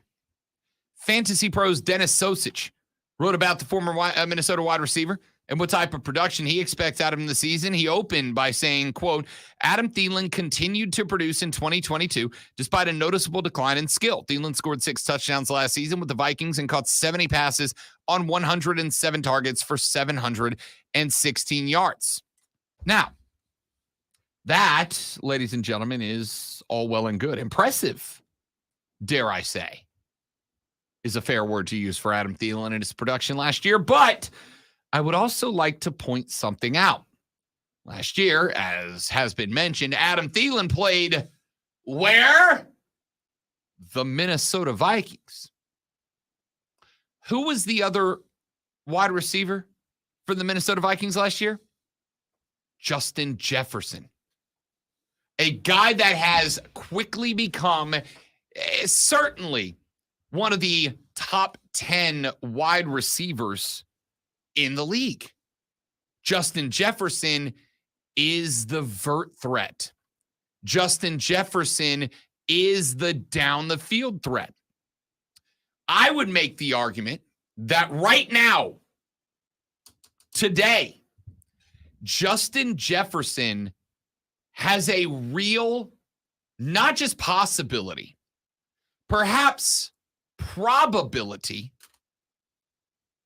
to end this season being considered the best wide receiver in the National Football League. I think Justin Jefferson has as much ability as Davante Adams does right now. Davante Adams, a wildly talented wide receiver. Of course, he divorced from A-Rod of the football persuasion. Went to Vegas, where he caught 100 passes, 1,516 yards total, 14 touchdowns, 6 more than Jefferson. He averaged 2.45 yards per route run. And over the past 3 seasons, he led the NFL in a overall Pro Football Focus grade out with an average grade of 94.5. Jefferson placed second in every one of those categories behind only Davante Adams. Jordan Jefferson was still growing Davante Adams' most Certainly not at this point in his career. I think there are some other guys that could compete. I think Tyreek down in Miami. He does have the most precise quarterback in the National Football League, according to Lonzo. Tyreek's got a chance to be in that discussion. Jamar Chase has a chance to be in that discussion. Stephon Diggs, Cooper Kupp, all with a chance. I think Kupp's fallen off a little bit this year, but we'll see. All these guys have the opportunity to be in that discussion, but Justin Jefferson is the number one guy in the discussion for who knocks Devontae off the throne as the best wide receiver in the game. Adam Thielen succeeded because he was lined up opposite or underneath Justin Jefferson. Justin Jefferson demanded a double team and frequently still beat you when you did it. But he demanded a double team, and in demanding a double team out of Justin Jefferson, Adam Thielen did what Adam Thielen does. What does Adam Thielen do? He finds the holes in the coverage. He sits down underneath the hole in the coverage. He waits for that hole to open up, and then he puts his hands up and he catches precision passes. That's Adam Thielen's game. He's not a big yak guy. He's not a big vert threat. He's not going to have a bunch of 50, 60-yard pass receptions. He's going to get you 7, 8. Maybe he falls for 2 yards after and picks you up the occasional first. That's kind of the thing. But for him to be successful at that and rack up 1,000 yards receiving, he's got to have defenses pull vertically so that he can read where the holes in the coverage are going to be, find them, sit down in them, and hope his quarterback does the same. Now, the good news is I think Adam Thielen pairs wonderfully well with Bryce Young. Because what's Bryce Young's game? Much like it was with Peyton Manning, Bryce Young's game is to look at a defense, recognize that defense, see the first step of every defender on the field, and know this is where that zone's going to open up, and I'm going to throw that ball there with precision. That was his talent at Alabama. That's the talent expected to be brought to the Carolina Panthers this year. That's perfect for Adam Thielen. But if a defense is compressed because nobody's a deep threat, Adam Thielen's job gets tougher and the passes get tighter for Bryce Young. That's why you got to go wide receiver number 1. See, I hear you saying this. I hear Rashad saying this, but no one's factoring in the fact that the Panthers are going to be a running team because they're always a running team. They're going to be, it wouldn't shock me if it's 60 to 65% run and then the rest pass. So if the defense knows you're a running team, then receivers like this will get open because the defenses are going to be playing up thinking they're going to run the ball. I think if you look, I think under Matt Rule, that was the case. It was a run team.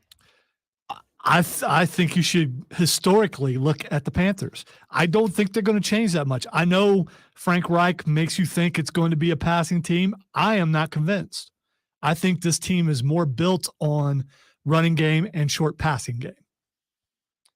So Frank Reich himself about 3 weeks ago at a postgame presser said the NFL is a passing game, but you have to be able to run the ball.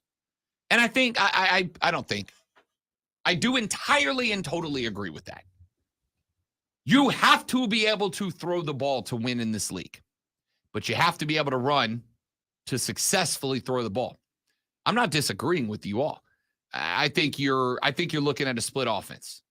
I think early in the season, it's going to be a very heavy run team. You don't bring in Miles Sanders not to run the ball, right? I think early in the season, it is absolutely a very hefty run team. And for the record, Frank Reich, even during his time with the Colts, the backbone of his offense was the run game. I'm not disagreeing with you in the least. What I am saying is, in the NFL, you run the ball to set up the pass. That's what running the ball's for. It's nice if you can have a Jonathan Taylor, who, during his last full year as the coach, Frank Reich saw lead the NFL in rushing yards with 1,811 and 18 rushing touchdowns. But there's two things going on here. Number one, Miles Sanders ain't Jonathan Taylor.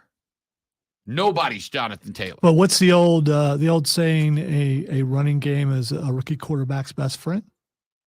Yeah, 100%. I get the focus is on the receivers and everything, but I think they're going to run the ball more than they throw the ball. And if you run the ball successfully, even these receivers who supposedly are so bad I'm not saying you're saying that. I'm saying, the national sports guys are saying it. Even these receivers who supposedly are so bad are going to get open. Fingers crossed, right? Again, you run the ball to set up the pass. If I can't get Thielen, TMJ, Laviska Shenault, DJ Chark, if I can't get those guys open by running a clean pass game, I have got to pound the rock to compress that defense even more. Let me throw out the Kansas City Chiefs. Oh, they don't have a long threat now because Tyreek Hill is gone. So I would say A, you have more wide receiver talent than the Carolina Panthers do, and B, you have Patrick Mahomes, right? I pointed out yesterday when we were talking about this, about Tom Brady.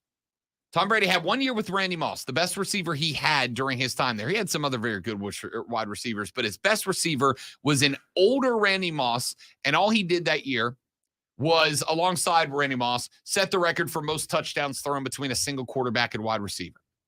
But Tom Brady, because he was good, just like Patrick Mahomes with the Chiefs, does not require any specific wide receiver setup to be successful. Now, if the Panthers play the hand right, Bryce Young turns into that, right? That's what you hope he turns into, is Patrick Mahomes. In fact, if you asked me what the perfect, if Bryce Young has the perfect career, who does he end up reminding you of in 2 or 3 years?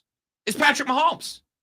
More than Russell Wilson, more than Drew Brees, it's Patrick Mahomes, who, by the way, does not get enough credit for how well he thinks the game.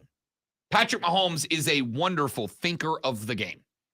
But then he also is the best improvisational quarterback since Michael Vick. You hope BY turns into that guy. You hope that BY is that guy. And if so, all this hurts you a little bit less. But out of the gate, I think you're right. I think you're looking at like 65% run, 35% pass at the absolute most out of the gate. But I do think a chunk of that could be helped. You could increase that number more quickly with a vert threat. I really do. Good defenses are around the league. Chiefs have a great defense, without an argument, right? Philly last year had a great defense, in my ever so humble opinion. But let's not kid ourselves and say the NFL isn't a league that's won by the best offenses. The Chiefs last year had the best offense in football. They won the Super Bowl. The Eagles got to the Super Bowl because Jalen Hurts found his way and that offense opened up. The best offenses win with as much help from defenses as you can get. It has not been since the Ravens that defenses have won Super Bowls. That's why I go vert. All right, real quick, one more Panther story before we get out of here and get to Fight Club with the great one in the next segment. I mentioned to you earlier, this is not a soccer story, but it does involve soccer. The United States of America's men's national soccer team will play a Gold Cup game coming up on Sunday. Game number 1 against Jamaica. They found a dying breaths equalizer to go 1-1 and take a point away from the Reggae Boys. Game number 2 last night, they took on St. Kitts and Nestle? Nincompoop? I don't know. Doesn't matter. They beat them 6-0. It was a beatdown. Of course it was. St. Kitts is an island nation with 50,000 people. Y'all, there's 50,000 people listening to this radio station right now. So they're just happy to be there. And the Americans did what they should have done. Went out and just laid it down on a team that has, frankly, no business being there. Sunday night, they get one more shot in the opening round of the Gold Cup. This one's going to be played at Bank of America Stadium in Charlotte. And guess what they're doing to the field at BOA? They're laying down natural grass for this one. They have pulled up the turf. They are laying down natural grass for this match that will be played on the green stuff coming up on Sunday evening. which is interesting because the players, they done been asking for natural grass for a hot minute. In fact, I kind of laughed this morning because as I was reading, just because I was very curious what the process looks like to change a stadium's playing surface on the fly like this. I was reminded of the 2016 NFC Championship game played against the Arizona Cardinals, a game that you may or may not remember was won by the Carolina Panthers. And I found multiple stories this morning from both fans and former players who said that a good chunk of the reason Carolina won that game is because the field was natural grass, right? They said because it had rained that week that Carolina, and we heard this about Notre Dame too. Notre Dame got in trouble. I don't know if you remember this story, because Notre Dame was allegedly letting the grass on their field when it was natural grass before they switched to turf. They were letting the grass on their field grow up to like ankle height. And it was basically, we're a big brawling Big Ten team this year. We're going to slow down every other team by having real thick grass they got to run through, real thick mud. Arizona was kind of in that spot. And on top of that, Arizona was effectively in the locker room at halftime trying to change to the longer spikes on their cleats, and they couldn't get it done in time. I'm not saying it is the reason Carolina won that game, but it probably helped a little bit. And the players have just been asking for natural grass, but there's been pushback, right? It's too expensive. It's too tough to maintain. We can't really do other events in the stadium if we do this, things like concerts, etc.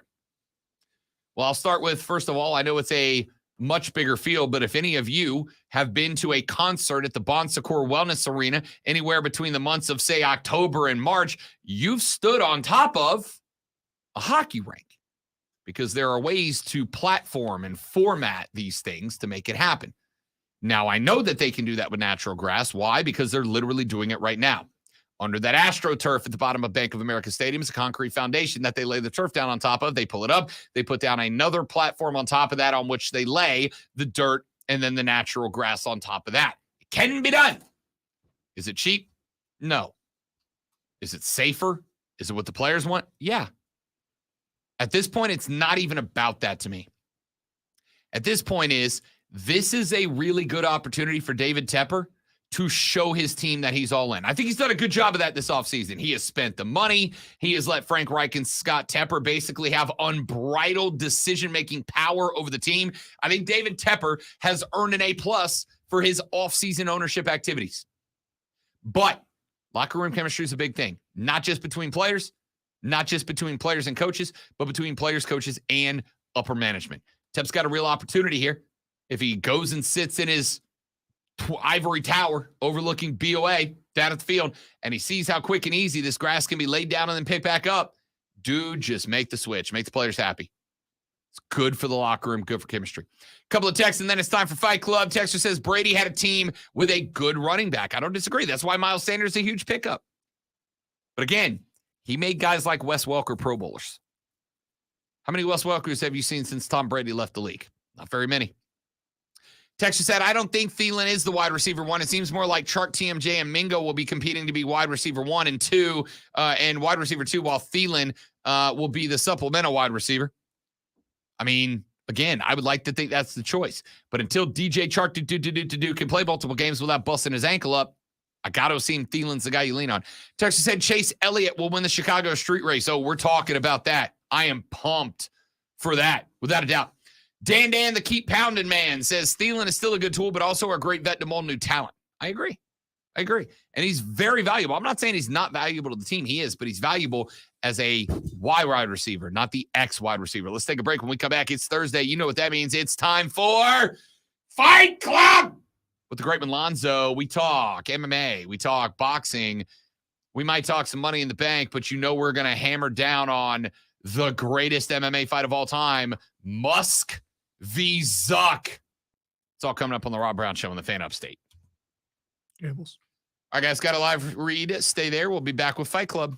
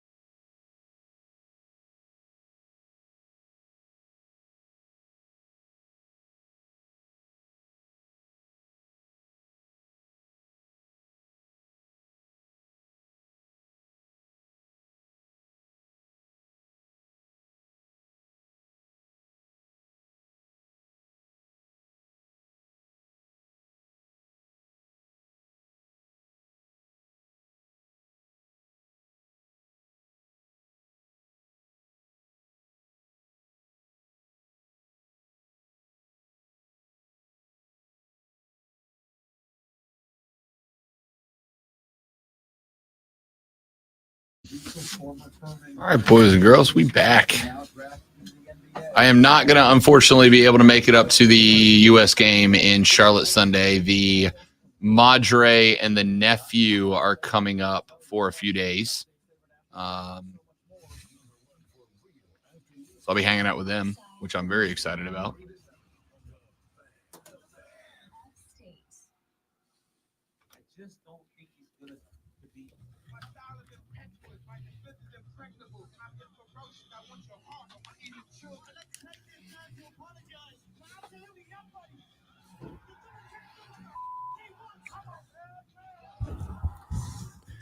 Welcome into the Fight Club, where I just ain't feeling like no metaphors or anything. Just get in my face. I'm just going to punch you.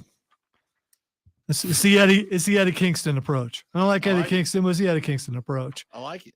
All right, so let's jump right into this because we got a lot of stuff to get to. Zuckerberg versus Elon Musk. All right, so when we were talking about this yesterday, it's like, well, who's going to train who? And then I heard this on another show on our sister station. I was like, wait, what? Tara was talking about how, because she's a big UFC fan, was talking about how George St. Pierre is training Elon Musk and offered to do it. And I've looked it up, and there's already pictures of the training happening. So George St. Pierre, very famous UFC fighter, sure, one of the best of all time, is training Elon Musk. So the question is, does Zuckerberg need any training? Because there's been a couple guys offering to train Zuckerberg, including John Jones. And so who do you think does better training, George St. Pierre or John Jones? Yeah, I know John Jones technically undefeated, but for this style of fight, you got a light heavyweight or now heavyweight in John Jones, if he does indeed train Zuckerberg, training a little guy to fight a bigger guy. And I don't know that a guy who's been the big guy all his life can train a little guy to fight that way. Well, John Jones is underappreciated for his ability Cocaine to fight on use. I love Coke. Yes. Coca-Cola. He is underappreciated for his ability to fight on the ground, right? Everybody, I think a lot of people look at John Jones and they see John Jones, the stand-up fighter, the striker, the kicker, of which he's a great one, but underappreciated ability to take the fight to the ground and succeed. It's interesting to me because this fight, if it happens, appears to be... Hey, you're not training if you're not doing something, more than likely. And even though Elon's mom says it's not happening, God, I hope Elon's oh, she did say it. Oh, she did? Yeah, but Elon's a grown man. We'll see. And You got Zuck, who is, from what I understand, it turns out a very accomplished jiu-jitsu fighter. Been winning some tournaments and stuff lately. Yeah. Very accomplished jiu-jitsu fighter, which means Zuck obviously wants to get, if it happens, Elon Musk to the ground and out-grapple. But is it like on A Knight's Tale when they realize that the prince is across from them and all those people withdraw from actually jousting because they don't, it's the future king of their country. I don't think so. So do they look at Zuckerberg and go, oh, no, I got to let him win? That's a good question. I'm going to go no, because the notoriety or has money changed hands a little bit? Like, hey, this is a nice gym. It could be nicer if I won this tournament. I'm going to go, I don't think so. I mean, it's not impossible. I'm going to go to think so. He's, from what I understand, because I also saw that there were a couple of MMA mentors and coaches that have come out and be like, he actually is a pretty good jiu-jitsu artist, right? So Zuck's going to want to get in on the ground. Elon's going to want to avoid that at all costs, and Elon's going to want to take advantage of a pretty decent size advantage. He's got to buy a few inches and a couple dozen pounds. Well, a dozen pounds or so. Yeah, it's more than a dozen. So he is going to want to he's going to want to stand up. What I find interesting about this, Georges St. Pierre is one of the most well-rounded champions of all time. There was very few holes in the game of Georges St. Pierre. That's why he was around so long. You couldn't just outstrike him or outgrapple him. You had to beat him at all facets of the game. He could attack your weakness. So I think it's interesting because I would think if I'm Elon, I'm not going to learn enough jiu-jitsu to be able to go toe-to-toe with Zuck. Just got to learn how to counter. 5-6 months. That's all you got to do. Learn how to counter. Don't you focus on striking? Don't you focus on standing up? Don't you avoiding takedowns, keeping the fight on your feet, keeping distance, landing power strikes, in which case St. Pierre is probably not the guy I go with. But at the same time, Elon's a dude that thinks that Elon is the smartest dude in every situation. Does his ego come into play? Yeah. I can catch up with Zuck's jujitsu ability in 6 months and be ready to go. I love how you say that, like Zuckerberg's not that guy too. Because they're both that guy. They're both that guy. They both have egos. They both believe that they're the smartest guy in the room. And I think what it comes down to, if you have two equal intellects in the octagon, it's going to come down to who has the most power and who has the height and weight advantage. That's why you got to go with Elon Musk. Now, if they were both the same size, I would look at it differently because of the fact that Zuckerberg has been fighting and allegedly winning. But they're not the same size. And no, they're clearly not. And they're not going to fix that part of it. So I got to go with Musk. And you're probably not going to change my mind on that. But I do agree that maybe you work on your striking, because I just feel like Zuckerberg gets punched in the face, he's going to cry. But that's just me. That's just me. That's fair. Jiu-jitsu does not involve striking. It does not involve punches to the face. And as who was it, General Patton once said, we all got to play until we get punched in the face. If Elon can land a couple of gloves on the chin of Zuck before Zuck can get him to the ground, Zuck may think twice about trying to sneak in there and get a leg take. All Elon has to do is have the look in his eyes that Gunther had in his eyes when I asked him if he'd ever chopped someone so hard that they cried. And then he held his answer back. But if you were looking in his eyes like I was, and the smile that came across his face, that's all Musk has to do. You punch Zuckerberg in the nose a couple of times, he's going to fold. I just think he will. And I liked it. All right. Quickly, before we get to WWE, Sting, please stop. Please, would you please? I mean, your fans, your lifelong fans, you're my favorite wrestler of all time. Please stop. Last night, a ladder in the ring. Sting climbs up on top of said ring, jumps out on top of Sammy, who's on a table outside the ring. One of those tables was clearly broken. The leg part was broke, and they could barely get the thing to stand up. It's like Darby was getting ready to do it, and Sting climbs up the ladder and says, "No, let me. You're 60-something years old, dude. Please stop. Please stop. I do not want to see this guy die in the ring." I don't either. And from what I understand, he's got to get some stitches. Like, he got busted up pretty good. He thanked Tony for giving him the opportunity and not putting restraints on him and allowing him to do it. Okay. All right. I'm not the only one. Every time he does something like this, the internet goes crazy going, "Please stop, Sting." And is that fueling him more than it's deterring him? Maybe he's looking at it like, you don't tell me. Just stop. All right, let's get to WWE. Before we get to Money in the Bank, there are two championship matches on SmackDown. First of all, big show Friday night. Well, here's what I think they're doing. I think they're doing a double show, basically. Yeah. And so Charlotte versus Asuka for the title.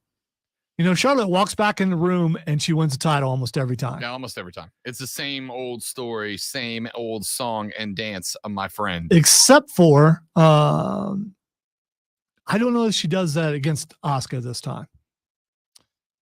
I actually agree with you. I think this is one time she fails. I'm intrigued to see where they go with it, because basically Charlotte has Bianca Belair is where they go with it. Bianca didn't get her shot. They've been building something where, and Pierce is like, whoever wins, you're going to get.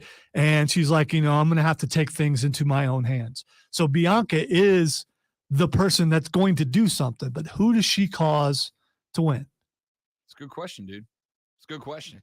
I don't know where they go with this one. I didn't see the need to bring Charlotte back in, with the exception of, I think we're about to get a Bianca heel turn. Yeah, and this will facilitate that. Yeah, I think Bianca's going to turn. I think Bianca prevents Charlotte from winning so that she can take her belt back from Asuka.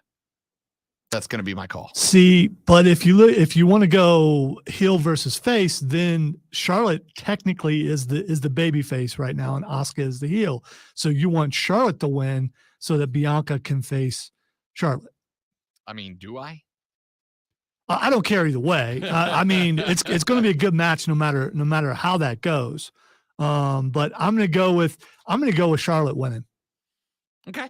For that that reason, for Bianca Belair. The other championship match on Friday Night SmackDown will be Pretty Deadly, yes boy, versus Sammy and KO for the tag team titles.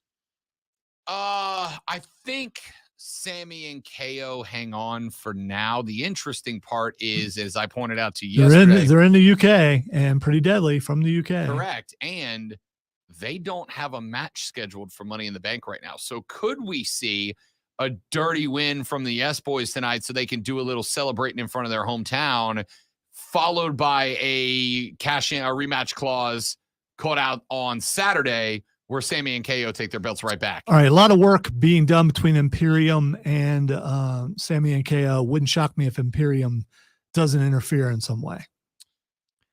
That's fair. And I don't know, who that helps. More than likely, but they're going to interfere. They absolutely will, because they've been coming out in each other's matches for the last few weeks. Yeah, that's fair. All right, let's get the Money in the Bank.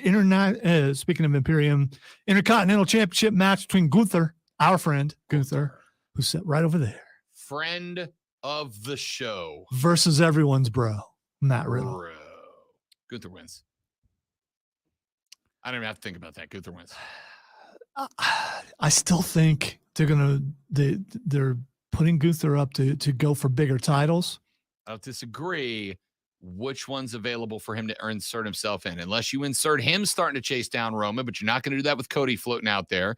You've got Finn and Seth. That one can go on another round, which I really like, by the way, with the reemergence of Brutal Finn. Big fan. Going for switching shows and going for Theory's belt is just a lateral move. There's really no point there. Theory, does he still wrestle? Allegedly. Because we haven't seen him in a while. Allegedly. That's what I'm saying. I believe Gunther wins, but if he doesn't, it will be because more of that KO Sammy, the back and forth between those two guys, those two teams. What if they both cost each other belts? Yeah. I don't hate that. And Gunther has wrestled both of them individually the last couple of weeks. So, all right, Cody Rhodes versus that criminal, Dominic Mysterio. Dom wins for two. Dom wins via interference, predominantly because it pushes Cody further down the hard time. And who interferes? Does Brock Lesnar come out so they can set up SummerSlam? Or that's a good call. I didn't think about that. It's a good call. I didn't think about that. I was thinking because you're in England and you want a big draw. I mean, there's two plays here. Well, you can't count Brock as a draw because he's not advertised as being there, so that's not a draw. You throw out some rumors right before, or, maybe. I think there's two ways to do it. You either have Brock do it, and it sets up your SummerSlam run between the two of them for Cody to get his win back, or you have Rhea do it. We've been playing this angle for a minute. You have Rhea do it, and guess who all of a sudden is there to step in so that you finally have... She's a fine girl. Brandy. So this could be the debut of Brandy show up. If you get that reference, you're my age, or you watch Guardians of the Galaxy. Looking Glass, baby! WWE Women's Tag Team Championship match between Ronda Rousey and Shayna Baszler and Raquel. Why can't I say Raquel? Yeah, maybe it's because I can't roll my R's, even though I want to. So Raquel Rodriguez and Liv Morgan. I think you got to keep the belts on Rousey and Baszler. You absolutely do. They do nothing for me. Ronda Rousey's just not good at this. I'm sorry. She's just not good at it. For somebody who has the background and athletic ability that she does, she's just not good at it. So I think you flip it back over. Liv Morgan's a crowd favorite. I don't understand. I understand Raquel in that she is an Amazon. Gorgeous, but an Amazon. I don't like what's her character? I flex my back. Like, that's it. I don't get that. That really bothers you. I don't know why that bothers you, but it does. Because, Lonzo, if I was to walk out Hey, of look, the ring, it's either I'm posing my back or I'm posing for a picture. you know, in Little Giants, when the one dorky kid with the big glasses started doing all the poses in the mirror, Well, yeah, that's Raquel. should be talking about my mama. Rhea comes out and flexes in a mirror. Yes, ma'am. Okay, World Heavyweight Championship match between Seth Rollins and Finn Balor. I wish Finn would win this. He's not going to. All this build-up, and he's not going to win this. They're going to keep the belt on Seth because he's only had it for a couple of weeks. I do not disagree with you. Could be match of the night, though. Will be match of the night. This is going to be a banger. It's going to be an absolute banger. I don't know. The Civil War might be better, but we'll see. We will. I think it's going to be a banger, though. All right, speaking of the Civil War, let's jump on that real quick. The Usos versus Roman Reigns and Solo Sikoa. The Usos have to win this, don't they? I don't know. Or does Roman get one back for being kicked in the face? I don't know. Twice. I think I'm picking the Usos here. I think I'm leaning with the Usos. I think they do have to get one here, unless Roman. And I think the storyline ends with Roman snapping, right? Unless this is the event that they decide to have Roman go full on sociopath, I think the Usos win. If Roman Reigns and Solo Sikoa win, it is going to be like a win v disqualification because they're just beating the Usos bloody and the ref tries to stop it and they won't stop. I think you could have it go that direction, but I'm going to slightly lean the Usos. All right, men's Money in the Bank ladder match. Ricochet, Shinsuke, Escobar, Butch, LA Knight, Damian Priest, and Logan Paul. I mean, the two clear favorites in this are Logan Paul or LA Knight. And will they let Logan Paul win this so it can cash in and probably lose, but maybe win the belt? He is the first, one of the few celebrities that you could see win the belt and it would look legitimate. Him, Bad Bunny winning a belt, I could see that. Or McAfee winning some sort of belt, I could see that. It's set up to look like Logan Paul is going to win this, but how many matches does Logan Paul actually win when he wrestles? Oh man, this is a hard choice.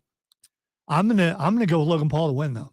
As I have told you multiple times, I am beyond frustrated with how good of a professional wrestler Logan Paul is. It's frankly infuriating that he's as good as he is because I want him to not be that, but he is. It is what it is.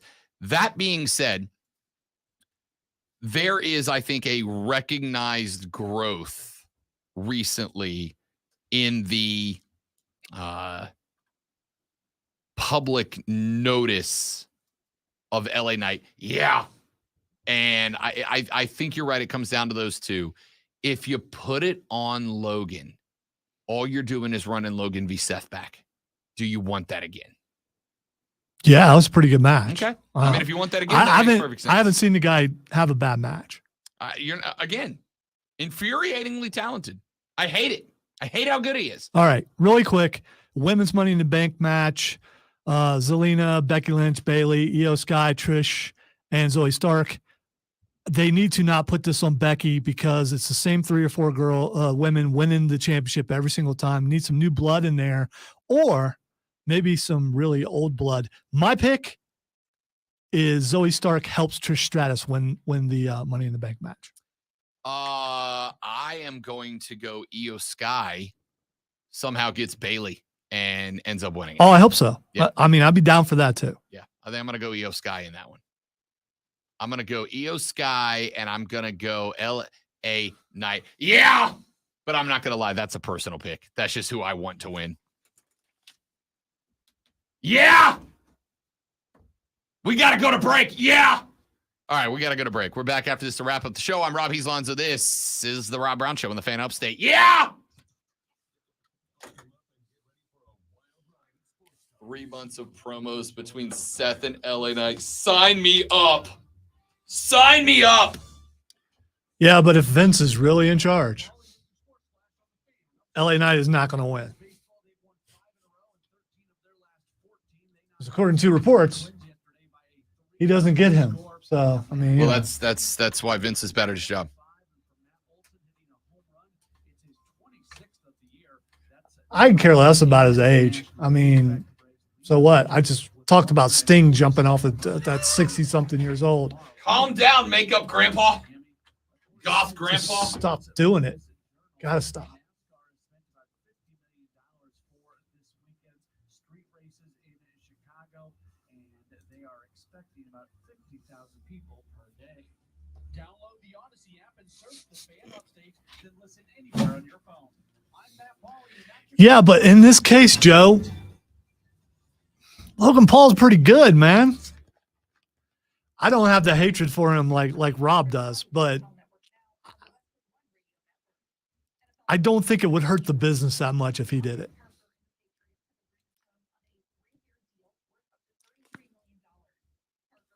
Maybe you set it up where Logan and LA Knight are the last two on the ladder, and somehow Logan Paul wins, so you can set up a feud between those two after Logan Paul wins the belt from whoever he takes it from, which would be Seth.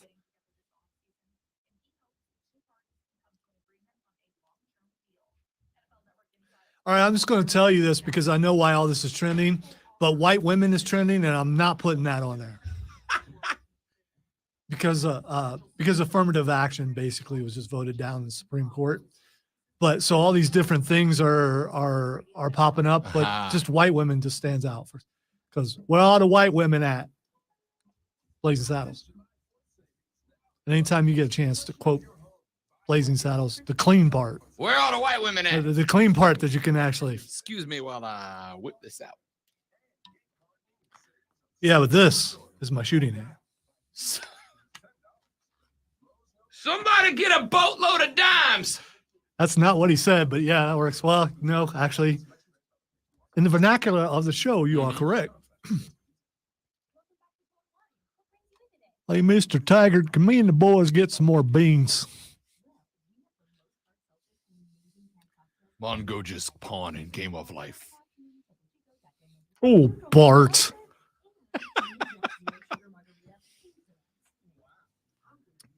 We were at I don't remember, dinner or something a while back, and it was me and Courtney and one of her friends and their husband.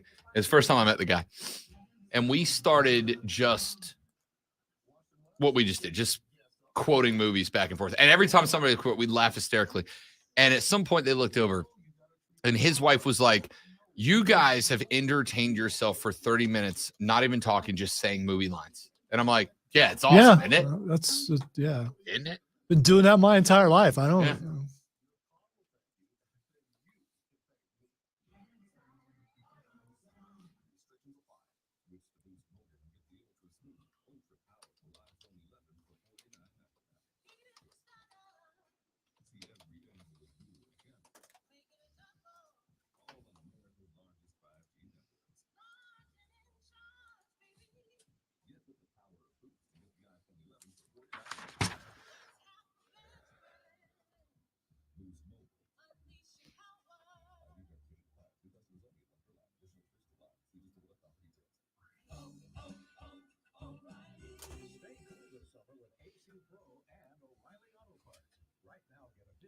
Look at Joey B with a long-term fantasy booking. Well, because while you were out of the room, I was saying that I could see Logan Paul and LA Knight being the last two on the ladder.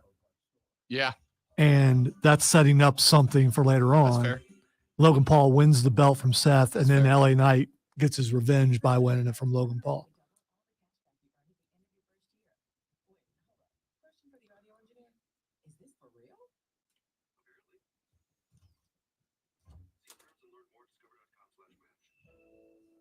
This afternoon, air quality alert and hot high of 91. Weather brought to you by Indeed. Breaking the sweat over summer staffing needs. Indeed's powerful hiring platform helps you easily attract, interview, and hire candidates all from one place. Visit Indeed.com/credit. From the Ingles Market Studio. Upstate, 97.7 FM Greenville, 97.1 FM Spartanburg. Always live from the Free Odyssey app. CBS Exactly.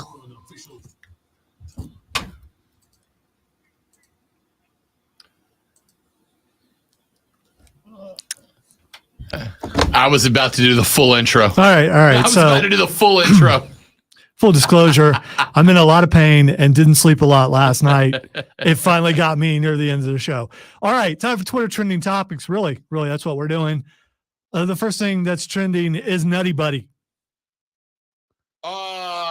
Nutty Buddies are under. I'm going to say they're underappreciated, and I don't think I have purchased one in years. They're good. If somebody offers me one, I'm 100% taking it. All right. So the reason why this is trending is one of those things where someone throws it up on Twitter. What is the best Little Debbie product? The best Little Debbie. My initial jump is a Swiss roll. I love a Swiss roll. That's very old man. It really is. Old man is oatmeal pie. Yeah, you're right. You're right, but the Swiss cake is like right there, right next. It's got to be. I'm going to tell. All right, so I'm going to tell you what goes on my list that is frustrating because it's only available occasionally. The Christmas trees when they come out. Bang, Steven with the game winner. The Christmas trees are up towards the top. Star Crunch. I was gonna say if they come out of the freezer. I got to go with Star Crunch. Dude, how hard is it to eat a Star Crunch out? It's already hard to eat them anyway. So you put them in the freezer. Oh, they're the best. You like a gnaw on it like crispy. A dog just on the side of your mouth. Just no. There are two that nobody lists. All right. The two that nobody lists that absolutely deserve to be up there are the birthday cake sticks, which are perfect, and the fudge round. The fudge round. It's just chocolate with fudge some round, chocolate with some good. chocolate. Fudge round's up towards the top. Fudge round is good, but Nutty Buddy is my favorite. You know what we might do next week? We might draft Little Debbie's. I think that's already been done. But if you want to do that, not that's on fine. this show. You're right. The next thing that's trending is Fight Forever. AEW's video game Fight Forever. I believe it finally drops Today. This week. Today. Yes. Today. I don't know, man. Like it's obviously a very cartoony take on a wrestling video game, which is fine. I got no problem with it being kind of cartoony. I've just seen a lot of stuff popping up and down that I'm like, all right, it looks a lot glitchy. It looks like there's some again, I don't mind goofy. Wrestling is goofy by default. It's supposed to be fun and goofy. I got no problem with it being kind of a cartoony, almost comic booky take on the whole thing. It just, I don't know. I'm an AW guy, but it doesn't grab me.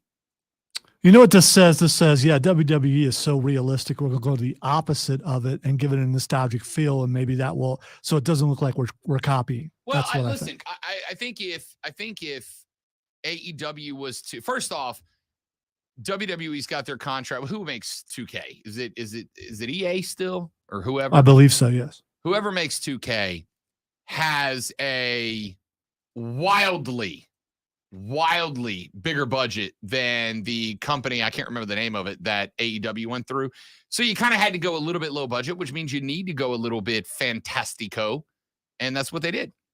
It just doesn't grab me yet, though. We'll see. People are going to start putting their playthroughs up. We'll watch. Tecker says, Rob, fan, double-decker fudge round. Number 1 overall pick.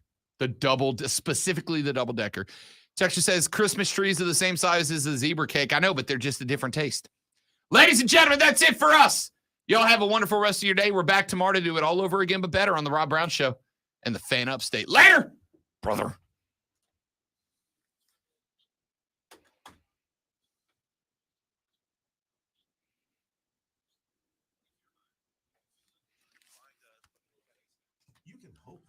So the Christmas tree just has like some decorations on it that are different. It's got the little sprinkle crispies on the top. Yeah. And I think the cake on the inside is slightly different. No, I don't know about that. I think it's the same cake, but you know, we're just going to have to get both and like cut them open and look, I suppose. ZipRecruiter helps me find all the right people, even the most difficult jobs to fill. ZipRecruiter helps me keep my business running. Take it from Marco and millions of other businesses who use ZipRecruiter. ZipRecruiter can help you find the needle in the haystack. See why 4 out of 5 employers who post a job on ZipRecruiter get a quality candidate within the first day. And right now, you can try ZipRecruiter. If you really would have wanted to sound old, you would have went with Dunkin' Sticks. That makes you feel old. They're not bad though. They're basically just Donuts. Said Christmas trees are upgraded zebra cakes. That is correct. And do you know what the worst part of this conversation is for me right now? I just want to go eat some Little Debbie's now. And I'm not going to. I'm not. Donut sticks are solid. I stick with the birthday sticks. Of the sticks, the birthday sticks are the best sticks. I stand by that. I'll go to that hill. All right. Thanks for hanging out with us, ladies and gentlemen. Hope you enjoyed it. We'll do it again tomorrow on a Friday, which means it's going to get weird. Can't wait. Have a good one. Goodbye.